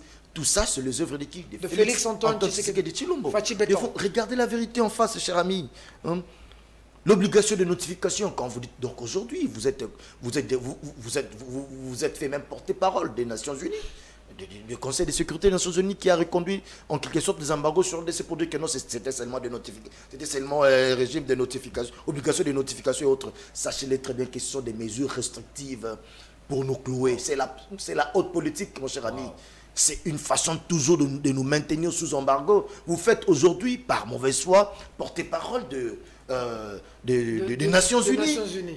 Pas seulement des Nations Unies, mais de ce groupe de comploteurs contre la République démocratique du Congo, qui ce groupe ne nous permet pas de nous acquérir des armes, des munitions nécessaires pour faire face à nos problèmes. La RDC, donc, quand vous parlez de l'aide, non, ces pays ne viendront pas ici travailler. On va payer. Non, nous, la RDC, nous avons eu à mettre 5 millions de dollars pour le problème de l'Haïti. On a gagné combien? La RDC, la République démocratique du Congo, a eu à mettre, quand l'Haïti avait des problèmes, nous avons eu à mettre 5 millions de dollars. Vous pouvez me dire ce que nous avons gagné en contrepartie? Pourquoi voir le diable partout? C'est ça votre argumentaire? Pourquoi voir le diable partout? Vous êtes sérieux quand vous comparez ça? Vous êtes sérieux? Je pense que je ne dois plus parler. Allez-y. Non, je suis scandalisé, excusez-moi. Je reviens un peu. C'est pas possible. Je reviens pour dire que aujourd'hui, M. Rodrigue Ramazani, quand vous parlez de la République démocratique du Congo comme un État sérieux, je ne sais pas où isoler. Je ne sais pas où vous faites allusion à quoi et et il dit tout ce qui nous arrive, c'est par l'incapacité de Félix Tshisekedi. Non, mais ça, c'est du mensonge. Cousu en fil rouge sur un habit blanc. Wow. Parce que les problèmes de la République démocratique du Congo, il y a tantôt, Dr Rodrigue qui vient de faire mention de cela ici. Les problèmes que nous avons ici, ça ne s'appelle pas Félix Antoine Tshisekedi de Tshilombo. Ça s'appelle comment? Il y a des décisions qui se prenaient en dehors même de nos frontières. Nous sommes victimes d'un complot. Vous voulez que la SADC dise quoi? Vous voulez que l'Union africaine dise quoi si ces derniers font partie du complot? Ils font partie tous du complot. Si ces derniers font partie du complot, vous voulez qu'ils disent quoi? S'ils font partie du complot, moi je pense qu'on doit se regarder en face. Vous vouliez entendre des mots venant d'un Macky Sall, venant d'un représentant de la SADC pour que vous soyez tranquille et autres. Pendant que nous sommes appelés de nous prendre en charge. Nous sommes appelés à regarder des choses en face. Parce que le complot que nous avons ici, ça peut-être vous l'ignorez. Moi, je vais vous faire état de cela. Nous abordons ce sujet avec beaucoup de légèreté à la télé. Nous devons savoir que les problèmes que nous avons ici, ça dépasse, nous ici sur ce plateau, ça dépasse la République démocratique du Congo. Et que parmi ces comploteurs, il y a les alliés. Les alliés ne sont rien d'autre que des pays voisins. Aujourd'hui, nous avons pointé du doigt le Rwanda, mais il y a aussi d'autres pays qui travaillent dans ces sens-là. Vous avez fait allusion de l'Ouganda et autres. Donc, pour dire que les complots est sur le plan international et avec des alliés au niveau des Africains. Parce qu'il y a des grands panafricanistes qui ont dit, les Kwame Nkrumah et autres, ont dit que dans les jours à venir, les colonisateurs partiront, mais ils vont laisser leurs représentants. Nous aurons des blancs à la peau noire qui seront là pour exécuter les vouloirs ou soit les désidératas de ces colonisateurs. Et face à cela, vous voulez porter les chapeaux à un Félix Tshisekedi Tshilombo. Tout ça, pourquoi? Parce que c'est le chef de l'État et que vous êtes entré dans une guerre politique pour le remplacer. Non, moi je pense que face à cet état de choses, nous devons rester concrets. Nous devons nous regarder en patriotes. Vous venez ici dans le média parler, non, il y a eu des accords opaques avec le Rwanda, il y a ici Ouganda, tout ça. Toujours dans des suspicions. Aucune personne sur ce plateau peut brandir même un lien d'un accord entre guillemets opaque qu'eux viennent faire étalage ici, Ici, mais sur le brandir plateau. un lien ou soit un document et entrer à ces accords. Ce sont des racontages. Des suspicions. Ce sont des suspicions, des débats de bas étage. Tout ça avec quoi comme objectif? Des débats de C'est- caniveau. Oui, c'est pour désolidariser les Congolais Avec, sur une union nationale que nous avons besoin pour faire face aux problèmes de l'Est. Eux D'accord. parlent de la cohésion nationale qui doit passer par l'appel des têtes des politiciens autour d'une table pour que nous puissions discuter afin que les centres quittent les centres, deviennent gauche ou soit deviennent droite. Non, non. Les problèmes que nous avons essayé sur ce patriotique qui n'a pas besoin de leaders politiques aujourd'hui parce que nous avons constaté que personne dans ces pays, la République démocratique du Congo, peut se prévaloir dans le leadership de tous les Congolais. Il n'y a que le problème aujourd'hui. Vous constaterez même que beaucoup de Congolais se désintéressent davantage de la politique et surtout avec les débats politiques où on vient distiller la division, la haine entre les Congolais plutôt que le problème qui nous attend nécessite à ce que nous tous, nous puissions être soudés comme un seul homme derrière le commandant suprême, le chef de l'État, Félix Antoine Tshisekedi Tshilombo, pour faire face à nos détracteurs et déjouer ce complot international avec les alliés qui ne sont autres que nos voisins. Moi, je pense que ça ne sert même à rien de venir Fayoulou, ici. Un mot sur Fayoulou. Non, mais ça, voilà une fois de plus encore. Nous l'avons dit, l'opposition congolaise doit être sérieuse. Oh, comment ça? Nous voulons une opposition sérieuse dans ce pays. Position des gens qui s'assument, des personnes qui maîtrisent les ABC. Et d'ailleurs, c'est ce que je viens de dire tantôt. L'opposition, c'est dans le luxe. L'opposition se tape les luxes, se donne le temps de passer à la télé pour faire asseoir leurs arguments sur des suspicions. Okay. Des suspicions, venir dire des choses qui ne se justifient nulle part. Voilà, on a posé la question à l'opposant numéro 1 de notre pays, parce que ni tout ça peuvent se comparer à un opposant qui se réclame président élu. On lui a dit, mais quel est ton projet pour mettre en place un dispositif qui va résoudre le problème de l'Est? Non, j'irai voir Kagame, mais je dirais, chacun s'occupe de ses oignons. Voilà, là, ça dénote la bassesse, ça dénote de l'incompétence que vous parlez. Donc, pour dire que le Congolais ne peuvent en aucun cas prendre le risque de donner le pays à ces gens incompétents qui ne maîtrisent rien, ils n'ont que des verbiages, ils sont incompétents. Ils n'ont que des habillages verbaux pour venir distiller la division, la haine, avec comme politique de haute étoile de là, afin que je m'y mette, avec toute mon incompétence, et quand il viendra commencer à réapprendre la diplomatie et autres. Non, il est grand temps que nous puissions prendre la hauteur. Et on finit sur Kwamutu. D'accord. Sur Kwamutu, ce qui est vrai, comme nous l'avons toujours dit, les démons de la balkanisation de notre pays n'ont jamais été exorcisés. Il n'y a que moi, dans ces dossiers, j'ai fait appel au sursaut patriotique des Congolais, loin des discours des opposants. Des opposants non expérimentés qui viennent distiller la division et la haine. Moi, j'ai fait appel au sursaut patriotique de chacun des Congolais partout où ils se trouvent et à Kwamutu, surtout beaucoup plus particulièrement. Parce que si nous voyons l'historique de ce problème, c'est dû à la redevance dans des produits agricoles qu'on a beaucoup plus augmenté chez les non-originaires, qu'on a augmenté chez les non-originaires. Donc ce sont là des pratiques qu'on doit d'abord dénicher les auteurs de cet acte-là qui a dégénéré ce genre de choses. Parce que la constitution de notre pays permet à un Congolais, partout où il se trouve, sur toute l'étendue du territoire national, de se sentir chez lui, de ne pas subir un traitement discriminatoire. Donc pour dire que moi je pense qu'il y a aussi un autre aspect. Il y a aussi ce que nous craignons, c'est le parcours des Mbororo que nous avons vu jadis à l'époque du sénateur à vie, quand il était chef de l'État, le parcours des Mbororo qui sont venus au centre. Est-ce que, mais la question est de se poser, de savoir, est-ce que l'infiltration a fait en sorte que l'éclatement du Congo, vu qu'à l'Est ça ne réussit pas souvent, ça échoue, puisse venir au centre de l'Ouest. Donc, raison pour laquelle le ministre de l'Intérieur, que de fois on reproche beaucoup de choses, doit prendre des dispositions nécessaires pour élaguer, pour mettre un terme à cette situation qui nous dérange au plus haut point. Merci. Maître Ramazan. J'ai suivi Patrick, j'ai eu de larmes des aussi. Suspicions, de distiller la haine et les mensonges. La haine et les mensonges, c'est l'argument facile de l'union sacrée. À chaque fois que vous avez une opinion contraire à l'union sacrée, vous êtes un haineux. Et malheureusement pour l'envol, à chaque fois qu'on nous a traités de haineux ou de jaloux, ils se sont toujours rendus compte que nous avions une position assez rationnelle et responsable.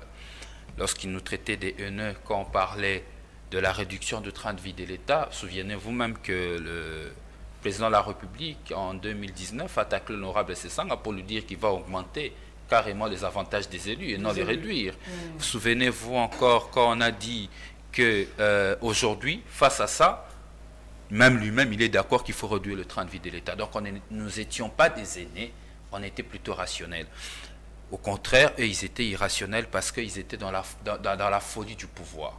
Et après, on a dit que l'état de siège était une mauvaise décision. Nous étions encore haineux et jaloux du président de la République. Aujourd'hui, que Samalou Condé est allé, il a vu ce qu'il a vu et a demandé à ce qu'on lève le couvre-feu, et que lui-même, le président de la République, à un moment donné, avait senti les besoins de réévaluer l'état de siège, encore que plusieurs députés aujourd'hui qui étaient contre l'honorable Sessanga, les députés de l'Est évidemment, sont d'accord qu'aujourd'hui l'état de siège était une mauvaise décision.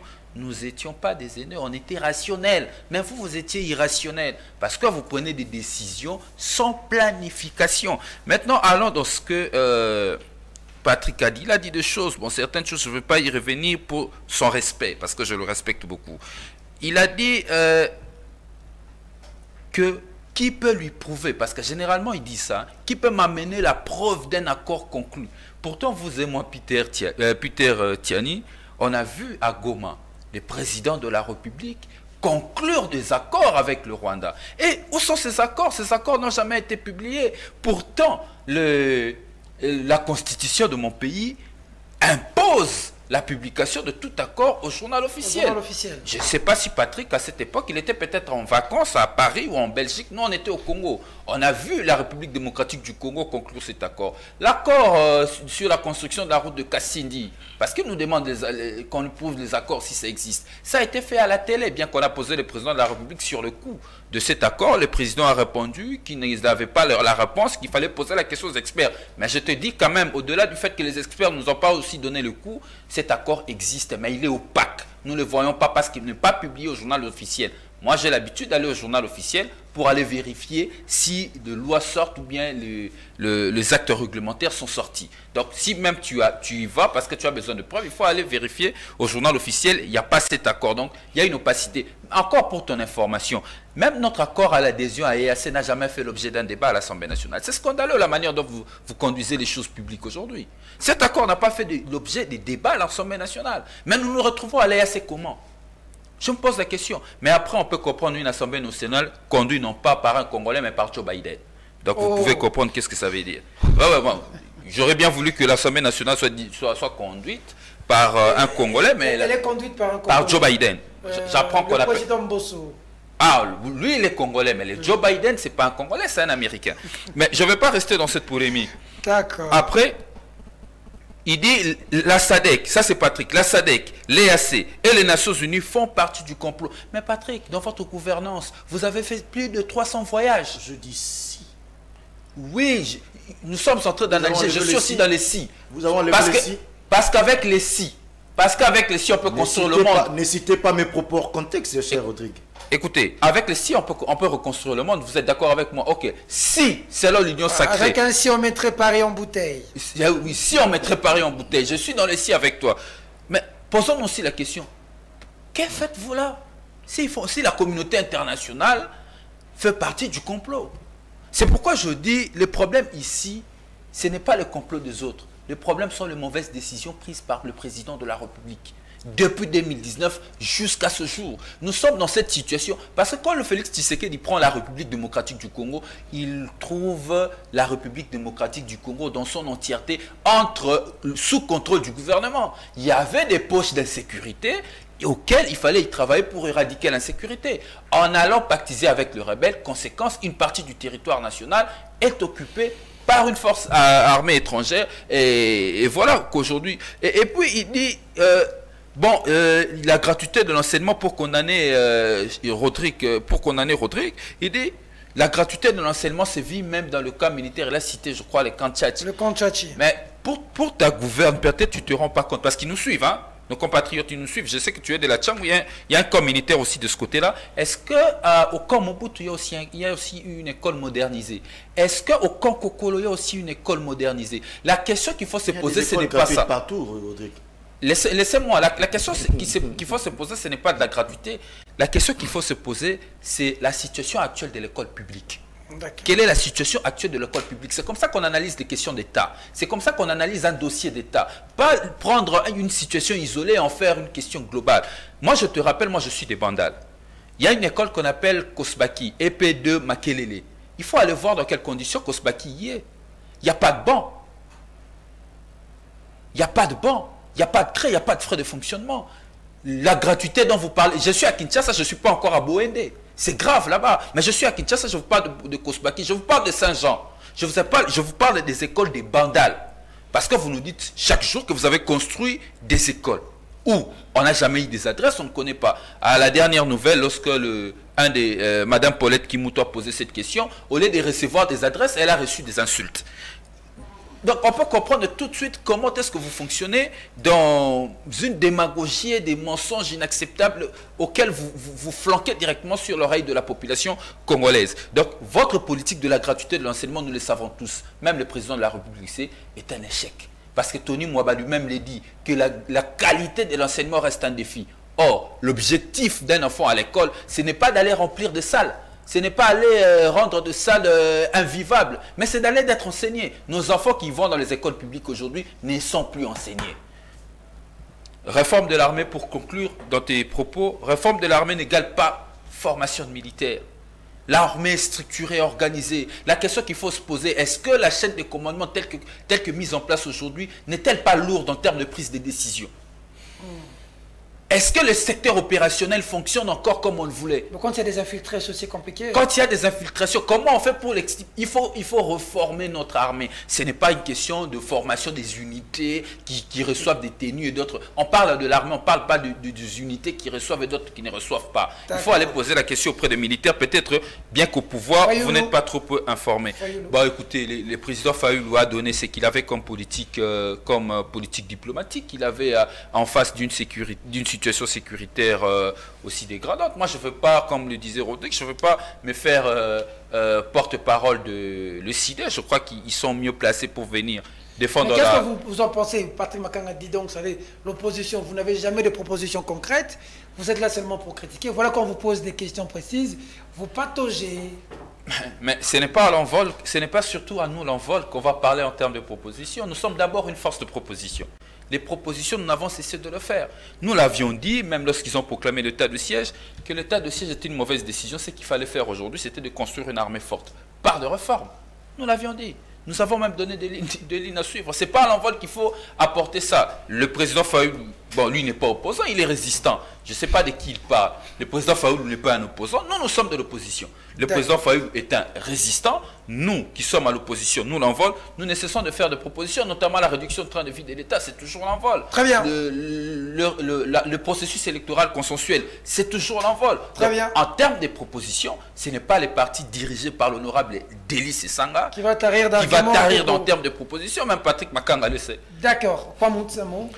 Kwamout. Je crois que pour la situation de Kwamout, l'honorable Sanga, récemment, il a adressé une question orale avec débat au vice-premier ministre de l'Intérieur, afin d'élucider ces cas et de permettre à ce que la représentation nationale, mais aussi les Congolais, sachent exactement ce qui est en train de se passer au niveau de Kwamout. Mais au moins au niveau de Kwamout, c'est qu'on peut constater, et c'est de manière générale, parce qu'à Kinshasa, nous vivons de Kourouna qui règne en maître, c'est l'absence de l'autorité de l'État depuis que Félix Tshisekedi est au pouvoir. Aujourd'hui, l'État a perdu sa puissance, il y a l'absence de l'autorité de l'État, la puissance publique s'est dégradée, la présence de la puissance publique est inexistante. Voilà pourquoi des situations comme Kwamout perdurent. Pourtant, la sonnette d'alarme était lancée.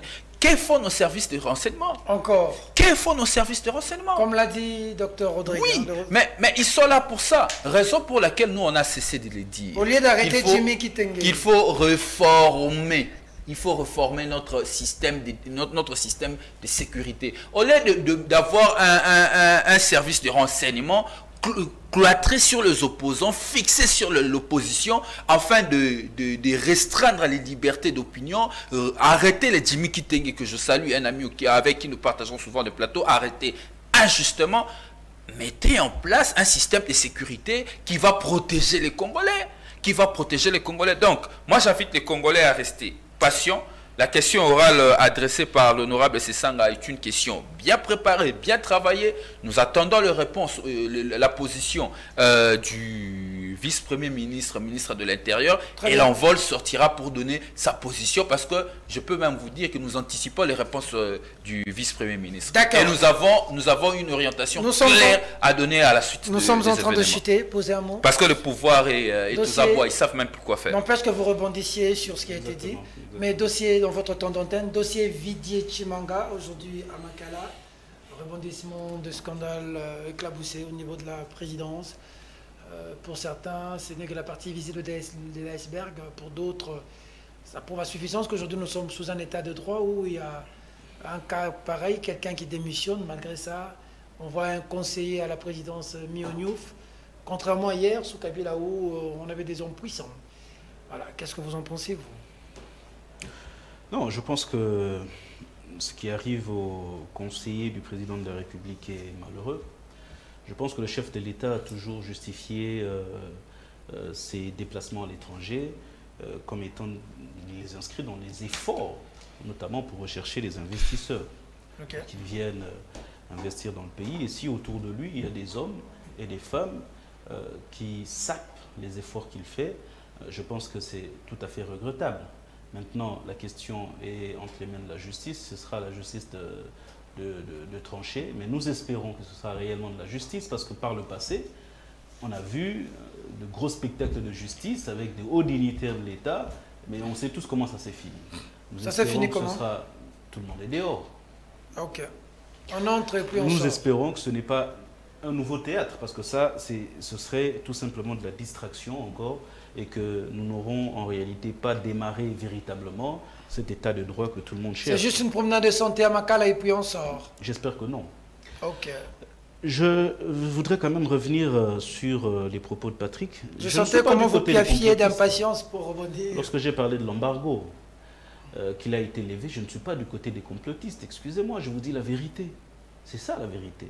La vérité, c'est qu'en 2008, je n'ai pas de mémoire le numéro de la résolution, mais le Conseil de sécurité a pris une résolution levant l'embargo sur les armes pour le gouvernement congolais. Il a gardé cette obligation de notification sur certaines armes. Pas sur tous les armes, mais sur certaines armes. Mais en le disant, ce n'est pas que je fais le porte-parole. Si vous pensez d'ailleurs que le Conseil de sécurité complote contre nous, ça c'est vous, je ne suis pas leur porte-parole. Je dis simplement, et où est-ce que je veux en venir? C'est que je vais vous poser une question. Vous connaissez, vous, un pays sous embargo qui a sur les armes et qui ne s'est pas défendu, ou qui n'a pas trouvé les moyens de se défendre? Depuis Cuba jusqu'à la Corée du Nord, de l'Est à l'Ouest du monde, citez-moi un seul pays sous embargo qui n'a pas su se défendre par après. Ne justifiez pas la faiblesse dans laquelle vous maintenez notre armée par des arguments fallacieux. Excusez-moi, le Cuba a été sous embargo durant des années. Ils ont fait échouer l'opération de la baie de cochon. Des Américains qui l'ont piloté. Allez en Corée du Nord, personne ne peut l'aider. Alors que c'est un pays pauvre, mais aucun pays n'osera les attaquer. La Corée du Nord, hein? La Corée du Nord, ils sont sous embargo. L'embargo, en théorie, ce sont des mesures cosmétiques, diplomatiques. Mais dans les faits, vous pouvez toujours avoir les moyens de vous armer. Et d'ailleurs, le rapport de l'ONU que vous citez a notamment fait mention d'un certain nombre de choses du côté congolais. Des armes qui sont importées sous mention produits agricoles.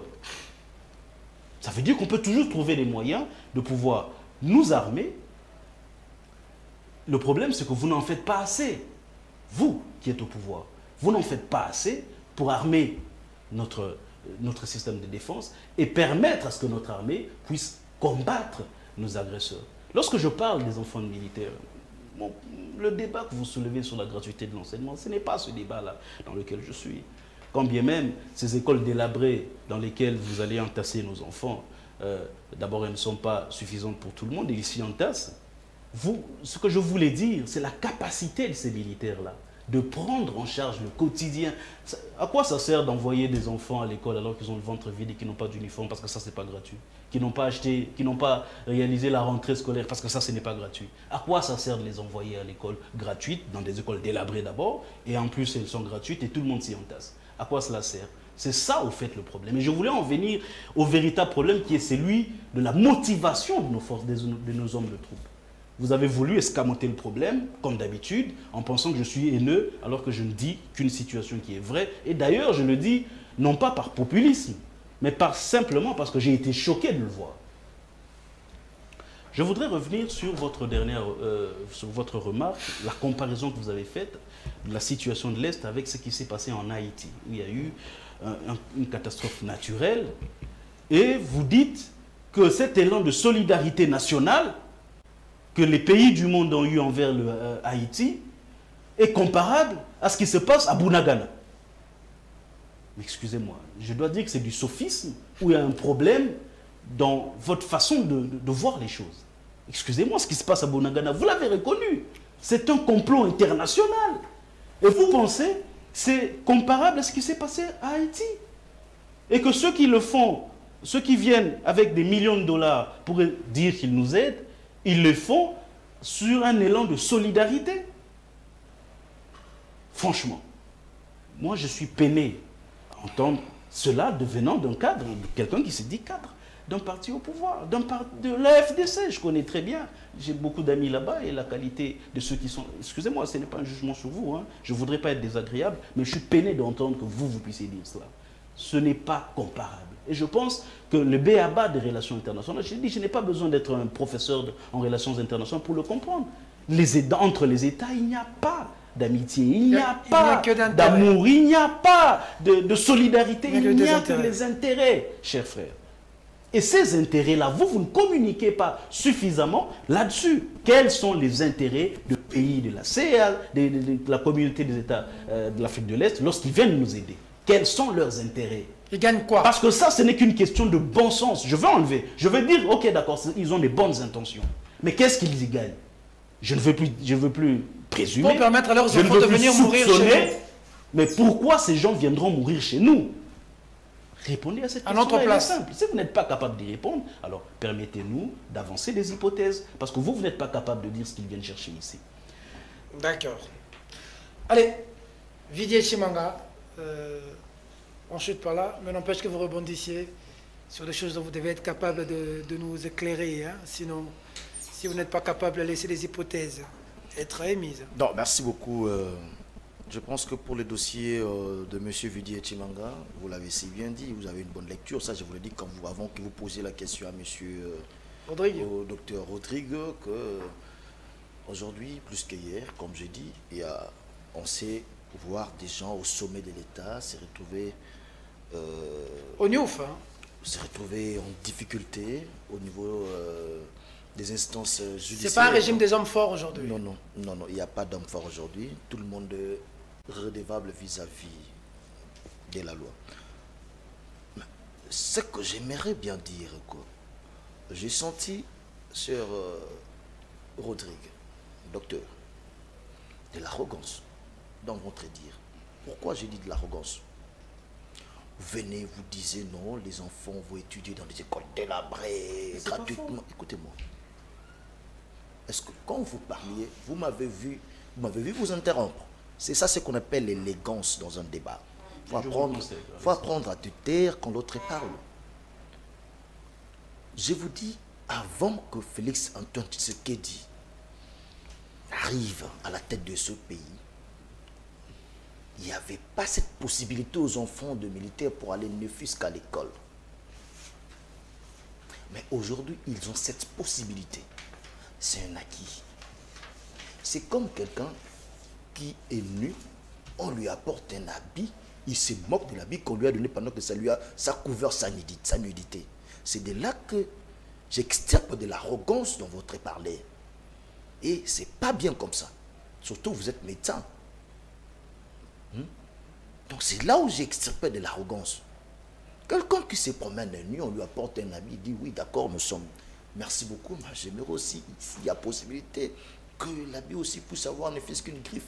J'aimerais porter de Hugo Boss, Adidas, tout cet tas d'histoire, si possibilité. C'est comme ça qu'on parle. Il faut d'abord reconnaître cela. C'est déjà un pas. Et puis, beaucoup reste à faire. Sur les niveaux de l'éducation, comme même l'a dit Rodrigue, oui, beaucoup reste à faire parce que la détérioration de notre niveau d'éducation, c'était dû au fait de la prise en charge des élèves par les parents. Et quel type de parents? Des parents en conditions sociales difficiles. C'est ce qui a détérioré notre système éducatif. Parce que l'État a perdu en quelque sorte la rigueur. Parce que l'État ne savait plus traiter les enseignants qu'il était censé traiter. Et aujourd'hui, avec le chef d'État Félix Antoine Tshisekedi Tshilombo, ces enseignants aujourd'hui, et il a mis en place un mécanisme pour ravir la prise en charge des enseignants par les parents d'élèves. Il faut reconnaître des avancées. C'est ce qu'on appelle la bonne foi aussi. Vous voyez, si vous êtes chrétien, je ne sais pas, mais nous, moi, croyant chrétien que je suis, on nous a appris à reconnaître des bonnes choses tout en souhaitant que ça soit mieux. De deux, je vous dis encore quelque chose. Je vous ai donné une illustration parce que donner de l'aide à un autre État, donner de l'aide à un autre État, ça fait aussi partie d'une coopération quelconque. Parce que vous avez parlé du catastrophe naturelle au niveau de l'Haïti. Vous oubliez que ce qui se passe en RDC, c'est une catastrophe aussi naturelle. Parce que le génocide en fait partie. Le génocide, moi je peux... oh là là. Le génocide dans ce pays, moi je peux qualifier ça de catastrophe plus que naturelle. Pourquoi? Parce que nous avons enregistré plus de 6 millions de Congolais qui sont morts. Et que la RDC peut aussi être placée parmi des pays nécessités de l'aide qui peut venir des autres États du monde. Ça, je vous l'ai dit. Ça, je vous l'ai dit. Il faut reconnaître cela. Parce que là, en Haïti, il y a eu mort d'hommes, oui. En RDC, il y a eu mort d'hommes, oui. Et en nombre très élevé, plus de 6 millions de Congolais. Nous avons, en RDC aujourd'hui, eu à battre le record de morts de l'époque de la colonisation jusqu'au jour de l'indépendance. C'était à 6 millions. Aujourd'hui, nous atteignons déjà plus ou moins 8 millions de morts. Quand vous venez, c'est là où je vois encore de l'arrogance en vous. Quand vous venez sur un plateau de télé, prendre position pour la MONUSCO, pour prendre position pour la MONUSCO, parce que vous l'aviez dit dans votre avant-dernière intervention, que la MONUSCO nous a fourni en termes, nous a fourni logistique et autres. Je comprends que vous n'habitez pas l'Est de notre pays et que vous n'avez pas suffisamment d'informations et que vous ne suivez pas, ou soit vous n'avez pas suivi le reporter de France 24 où on a eu à montrer le doigt accusateur. La population de ce coin, la population qui sent la douleur sur leur peau, ils ont dit clairement que la MONUSCO fournissait même des armes aux rebelles, aux groupes rebelles. Et vous, aujourd'hui, vous passez sur la télé avec tant d'arrogance possible, dire que non, nous, la MONUSCO nous a fourni en logistique. Mais moi, je vous dis d'emblée que la MONUSCO nous a aidés en une seule chose, nous a aidés à préparer les groupes rebelles, à avoir suffisamment d'armes, suffisamment de munitions pour que nous nous retrouvions dans la situation que nous avons aujourd'hui, avec la situation de l'occupation que nous avons des Bunagana aujourd'hui. Nous sommes de la jeunesse et qu'on doit prendre de la hauteur. Nous ne devons pas faire un débat qui nous fait reculer, mais nous devons regarder et écouter notre peuple. Quand M. de l'Envol, mon cher ami que j'apprécie beaucoup, Rodrigue Ramazani, maître Rodrigue Ramazani, il vient dire que non, l'état d'essai était une mauvaise chose. J'ai dit non, c'est faux. Parce que l'effet pour l'armée congolaise de récupérer ne fût-ce que l'aéroport de Boga, plus d'une décennie occupé par le rebelle, le permettant même à faire évacuer nos ressources, nos matières premières vers des destinations inconnues. Ne vous pousserez pas à dire que l'état de siège était une mauvaise chose. Quand on vous a posé la question, je vous ai dit, donnez-nous un lien ou un document. Vous avez beaucoup de documents, vous voyez. Vous avez beaucoup de documents là. Donnez-nous, ne fût-ce qu'un papier de vos documents ou un lien au niveau des téléphones qui montre à suffisance que non, il y a eu des accords opaques que le chef d'État a signé avec ce pays-là. Vous étiez incapable pour me parler des routes du côté Kassindi. Mais vous oubliez, ou soit vous ignorez le fonctionnement du corridor central. Vous savez, il y a un corridor central au niveau de l'Afrique. Et ces corridors centrales, les plans directeurs ont été mis en place par des experts avant que le chef de l'État arrive. Donc la matérialisation de ce corridor, là je vous parle en tant qu'expert dans le domaine des transports, la matérialisation de ce corridor n'a pas besoin n'a pas besoin d'un chef de l'État quelconque, parce que ce sont des dispositions prises il y a des années passées. Parce que nous avons un problème, l'Afrique est sous-développée, entre autres, les causes c'est l'intégration régionale. D'accord. Donc ça n'a rien à voir avec Félix Antoine Tshilombo, que vous voulez par des arguments infondés, vous voulez poser vos arguments infondés sur des soubassements qui sont faux. Non, non. Renseignez-vous suffisamment pour que vous puissiez argumenter en bonne due forme. La réforme, j'atterris en disant ceci. Très bien. Nous ne pouvons jamais parler de la réforme sans pour autant, faire allusion à l'homme. Parce que dans la réforme, il y a ce qu'on appelle les nouveaux vents. Les nouveaux vents, il y a aussi les ressources humaines qui comptent. Quand déjà au niveau de l'armée, on est en train de recruter de nouveaux éléments, ça suffit. Donc ça fait aussi partie du processus de la réforme. Quand au niveau de l'armée, on est en train de former des unités spécialisées, cela fait partie du processus de la réforme. Quand vous parlez de commandement et autres, ça fait aussi partie de réforme.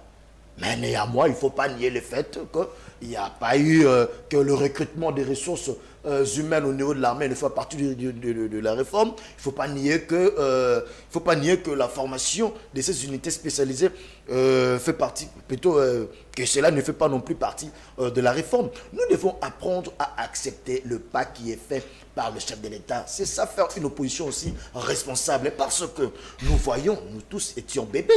Nous avons toujours vu quand une fois bébé, que l'enfant commence à faire le premier pas, on n'a jamais vu des gens venir dire non mais toi tu ne sais pas marcher, mais comment, qu'est-ce qu'on fait? Nous tous on vient là, on encourage d'abord le premier pas et nous aidons l'enfant à faire d'autres pas. Le chef d'État Félix Antoine Tshisekedi Tshilombo, il est venu, il est en train d'évoluer dans tout le domaine. Il est en train de mettre le pays sur le rail du développement, sur le rail de l'espoir. On reconnaît d'abord cela et nous lui demandons d'en faire davantage parce que les attentes de notre pays à la taille d'un continent, les attentes de notre population d'un pays à la taille d'un continent sont énormes. Et nous lui demandons d'aller encore davantage. Il faut un les changements ne pouvaient en aucun cas intervenir en 5 ans. Parce que même en termes de remèdes économiques, de remèdes politiques économiques, de remèdes, disons, de remèdes structurels, ne vous prend pas moins de 10 ans. Ne vous prend pas moins de 10 ans de remèdes économiques structurels. Donc pour dire que ce n'est pas dans 5 ans qu'on veut faire le bracadabra, qu'on veut utiliser des bâtons magiques pour échanger les tout. Moi je comprends que c'est les discours de l'opposition parce que vous voulez vendre du produit périmé à la population comme si les changements interviendraient. Comment l'RDC ressemblerait à la France ou en Angleterre dans 50 ans. L'Allemagne d'Afrique. Mais néanmoins, je vais dire une chose, j'atterris en disant ceci, que sachez-le que Londres, pour mettre en place son système d'égout, a pris 18 ans. Merci. Ça, je vous informe. Maître Ramazani. Bon, j'ai dit que nous voulons vendre des produits périmés à la population. Mais je rappelle qu'il n'y a pas longtemps, le gouvernement de la République démocratique du Congo a importé une cargaison impropre à la consommation. Ce n'est pas Rodrigue Ramazzani de l'opposition, c'est le pouvoir qui a importé cette cargaison qu'on ne savait pas utiliser. Il faut beaucoup de mécanismes.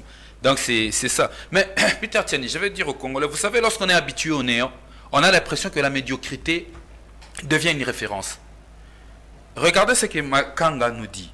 Il donne un exemple pour justifier l'échec de la gratuité. Il dit, un enfant à qui on donne des habits troués pour se couvrir, il doit se limiter à dire merci. Donc pour dire aux Congolais que tant soit peu, il dit aux Congolais d'accepter la médiocrité. Cette médiocrité qu'on vous donne, acceptez-le comme ça. Même si l'école Kosbaki, EP2, Makelele Bandal, qui a formé plusieurs cadres de ce pays, se retrouve dans un état délabré où il n'y a pas de bancs, alors que le ministre de l'Éducation, le ministre de l'EPSP n'a cessé de nous vanter la construction des écoles. Non, non, non, non, non. Habituez-vous à cette médiocrité. Les plus important que vos enfants partent à l'école. Même si vous n'avez pas le moyen pour acheter pour eux les objets classiques, arrêtez-vous là. Arrêtez-vous là. Le plus important, Félix Tshisekedi a décrété, comment on appelle ça, la gratuité de l'enseignement. Donc on fait d'une médiocrité la référence de gestion. Le Congolais mérite mieux, je le dis. Les Congolais méritent mieux. Parce que ce que Patrick ne se rend pas compte, lorsqu'on parle de la gratuité de l'enseignement, on parle de l'éducation. Donc on parle du devenir de notre pays. On parle de la formation de nos enfants. Ceux qui vont rester avec ce pays après nous. Et vous l'abordez avec autant de facilité et avec autant de... Bon, excusez-moi d'employer le terme. Avec autant de médiocrité. Je te demande vraiment de m'excuser d'employer ce terme parce que je ne voulais pas, mais je n'ai pas trouvé d'autres vocables à mettre en avant.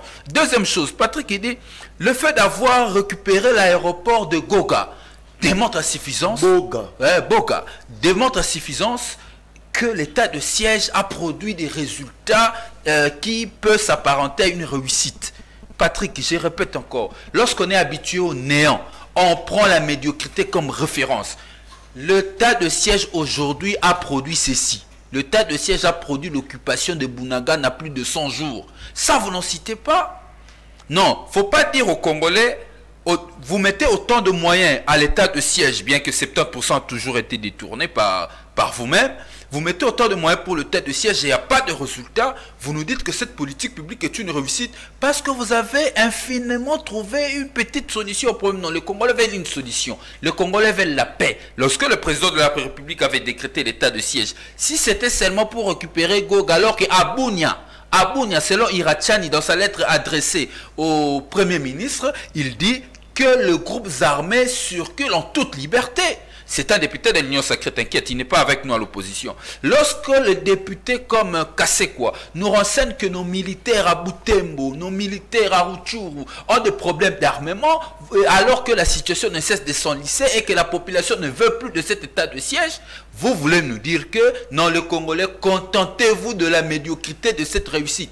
Je comprends que dans votre gouvernance, les néants, étant donné que vous êtes habitués à rien, le peu que vous trouvez, vous dites que c'est un sursaut d'orgueil, un sursaut patriotique, un effet de réussite. Donc une médiocrité pour vous, dans votre gouvernance, est une réussite. Non, le Congolais ne mérite pas la médiocrité en termes de gestion. Le Congolais mérite la qualité dans la gestion afin de produire des résultats escomptés dans la conduite de politique publique. Simple conseil. Planifiez vos politiques publiques. Arrêtez de conduire le pays de manière hasardeuse. Parlons Vidier Chimanga. De manière hasardeuse. Parlons Vidier Chimanga. D'accord. C'est quand même décevant de ma part parce que j'estime que le président de la République a raté l'occasion de démontrer aux Congolais sa détermination de lutter effectivement contre la corruption. Vous savez que Vidier Chimanga a mérité une sortie VIP à la présidence de la République. Dans les conditions d'un pays comme le nôtre, hein, où l'emploi est difficile à obtenir, de fonctions, certains se battent pour être mandataires et tout ça. Lorsque quelqu'un démissionne, on a tendance, l'opinion a tendance à croire que c'est un acte de bravoure, un acte de grandeur. Et aujourd'hui, la présidence de la République, j'ose croire même qu'ils ont négocié cette démission en demandant à M. Chimanga de démissionner pour ne pas être humilié. Mais je crois que le président de la République aurait servi d'exemple Parce que ce n'est pas la première fois que ces conseillers puissent poser des actes répréhensibles. Nous nous souviendrons de ce fameux conseiller qui a imité la signature du président de la République, ensuite mis en détention, après en liberté. Je ne sais pas s'il se retrouve où. J'aurais appris qu'il est toujours dans le sillage. Mais le président de la République aurait agi par une ordonnance en révoquant monsieur son conseiller stratégique. Okay. Il aurait fait preuve du point de vue de l'opinion, de sa détermination à arrêter cette hémorragie de la corruption. Mais malheureusement, M. Tshimanga a bénéficié d'une sortie VIP, d'une sortie de grandeur nature, parce que moi j'ai démissionné. Ma simple démission, j'ai vu au cabinet du ministre de la Défense, j'ai vu le déferlement qu'il y a eu au niveau de la toile, j'étais étonné pour un simple acte de démission que le Congolais le prenne comme ça. Mais aujourd'hui, face à cette situation où... mais quand j'ai suivi la vidéo, je constatais que les investisseurs au Congo étaient exposés à beaucoup de dangers. Je comprends pourquoi le climat des affaires au Congo ne cesse de se détériorer. Ça, c'est l'affaire que nous avions tous vue. Mais qu'est-ce de ce qu'on n'a pas encore vu? Qu'en est-il de ce qu'on n'a pas vu? Ça, c'est sorti parce que monsieur le conseiller était piégé. Mais c'est une situation que plusieurs investisseurs vivent sous Félix Tshisekedi alors qu'il a mis au devant sa détermination de lutter contre la corruption. Je crois que le centre l'a rappelé ici par Dr Rodrigue que aujourd'hui le tombeau est vide, comme on a l'habitude de le dire. La plupart des conseillers du président de la République, la plupart des personnes qui ont été citées dans des détournements, mais aussi dans les actes de corruption, sont en liberté. Il y a encore une image, il faut rappeler, il faut être factuel. Il y a encore cette fameuse affaire avec un coordonnateur de l'APLC dans une banque de la place où il a été filmé en train de demander des actes de corruption. Donc, en fait, c'est un peu ce que disait Miguel Servante. Dis-moi qui tu fréquentes, je te dirai qui tu es. En conclusion, j'aimerais conclure là. Miguel de Servante a fait une très bonne résumé de tout ce fait que je viens de relater. Les problèmes qui se posent aujourd'hui, c'est un problème de leadership au niveau de la République. C'est un problème de directive à suivre et de priorité à démontrer. Mais malheureusement, le président de la République est ailleurs que dans la gestion de vrais problèmes d'État. Donc, les investisseurs dans notre pays sont en danger. Les investisseurs ne viennent pas après autant d'années. Oui, ils sont en danger. Ils ne viennent pas après autant d'années parce que la corruption a atteint des proportions inexplicables jusqu'à des niveaux où on ne pouvait pas imaginer que des commissions, des rétrocommissions se font. Encore que sous ce régime, la rétrocommission a été institutionnalisée. Oh, ce n'est pas moi. Le président de la République, je le dis, je ne change pas. Le président de la République, je le cite, c'est mon président, hein, expressis verbis, il dit la rétrocommission n'est ni un acte de détournement, ni une corruption. Il s'agit c'est une pratique. C'est une pratique instituée. Donc, cette pratique a été instituée d'où plusieurs conseillers du président de la République qui ont été cités dans les affaires 100 jours, qui ont été cités dans les affaires Chilengelou, jusqu'aujourd'hui, comme c'est une pratique qui est institutionnalisée et que Vildjié Tshimanga avait trouvé que c'était normal, ils ont l'habitude de le faire. Conséquence, jusqu'aujourd'hui, les Congolais sont devenus très sceptiques. Et moi, je dirais toujours à nos Congolais, vous méritez mieux. Vous ne méritez pas une médiocrité en termes de gestion de gouvernance publique. Ils disent qu'il faut encore un autre mandat pour changer les choses. Hein. Non, si encore... Non, c'est pas pour ça, sera pour amplifier. Vous savez, les premiers mandats, généralement, le premier mandat, c'est le mandat où on imprime beaucoup plus de rigueur pour espérer obtenir un second mandat. Et on imprime beaucoup plus de regard pour espérer obtenir un second mandat. Et dans la plupart des cas, dans le second mandat, surtout pour les pays africains, les dirigeants se disent que bon, comme il y a Asuka, il y a robinet et tout ça. Donc, il n'y a rien à espérer avec cette gouvernance de Félix Tshisekedi qui a brillé par... qui a brillé par la mégestion. Et Rodrigue et Patrick Makanga ont écrit beaucoup de choses tout en oubliant que l'émission est terminée. Allez, merci à l'équipe technique qui a été de mèche avec nous. Merci à vous, mes invités, d'avoir répondu affirmativement à notre invitation. Pour son édifice, le Congo a besoin de la participation de nous tous. Voilà, c'est ça, c'est des débats républicains, c'est des chocs d'idées qui pourra jaillir la lumière, le substrat, c'est pas la quintessence, pour aider la nation à avancer. J'ai eu des échanges, un débat houleux avec le vice-gouverneur Gekoko Moulumba, qui est un grand frère à moi.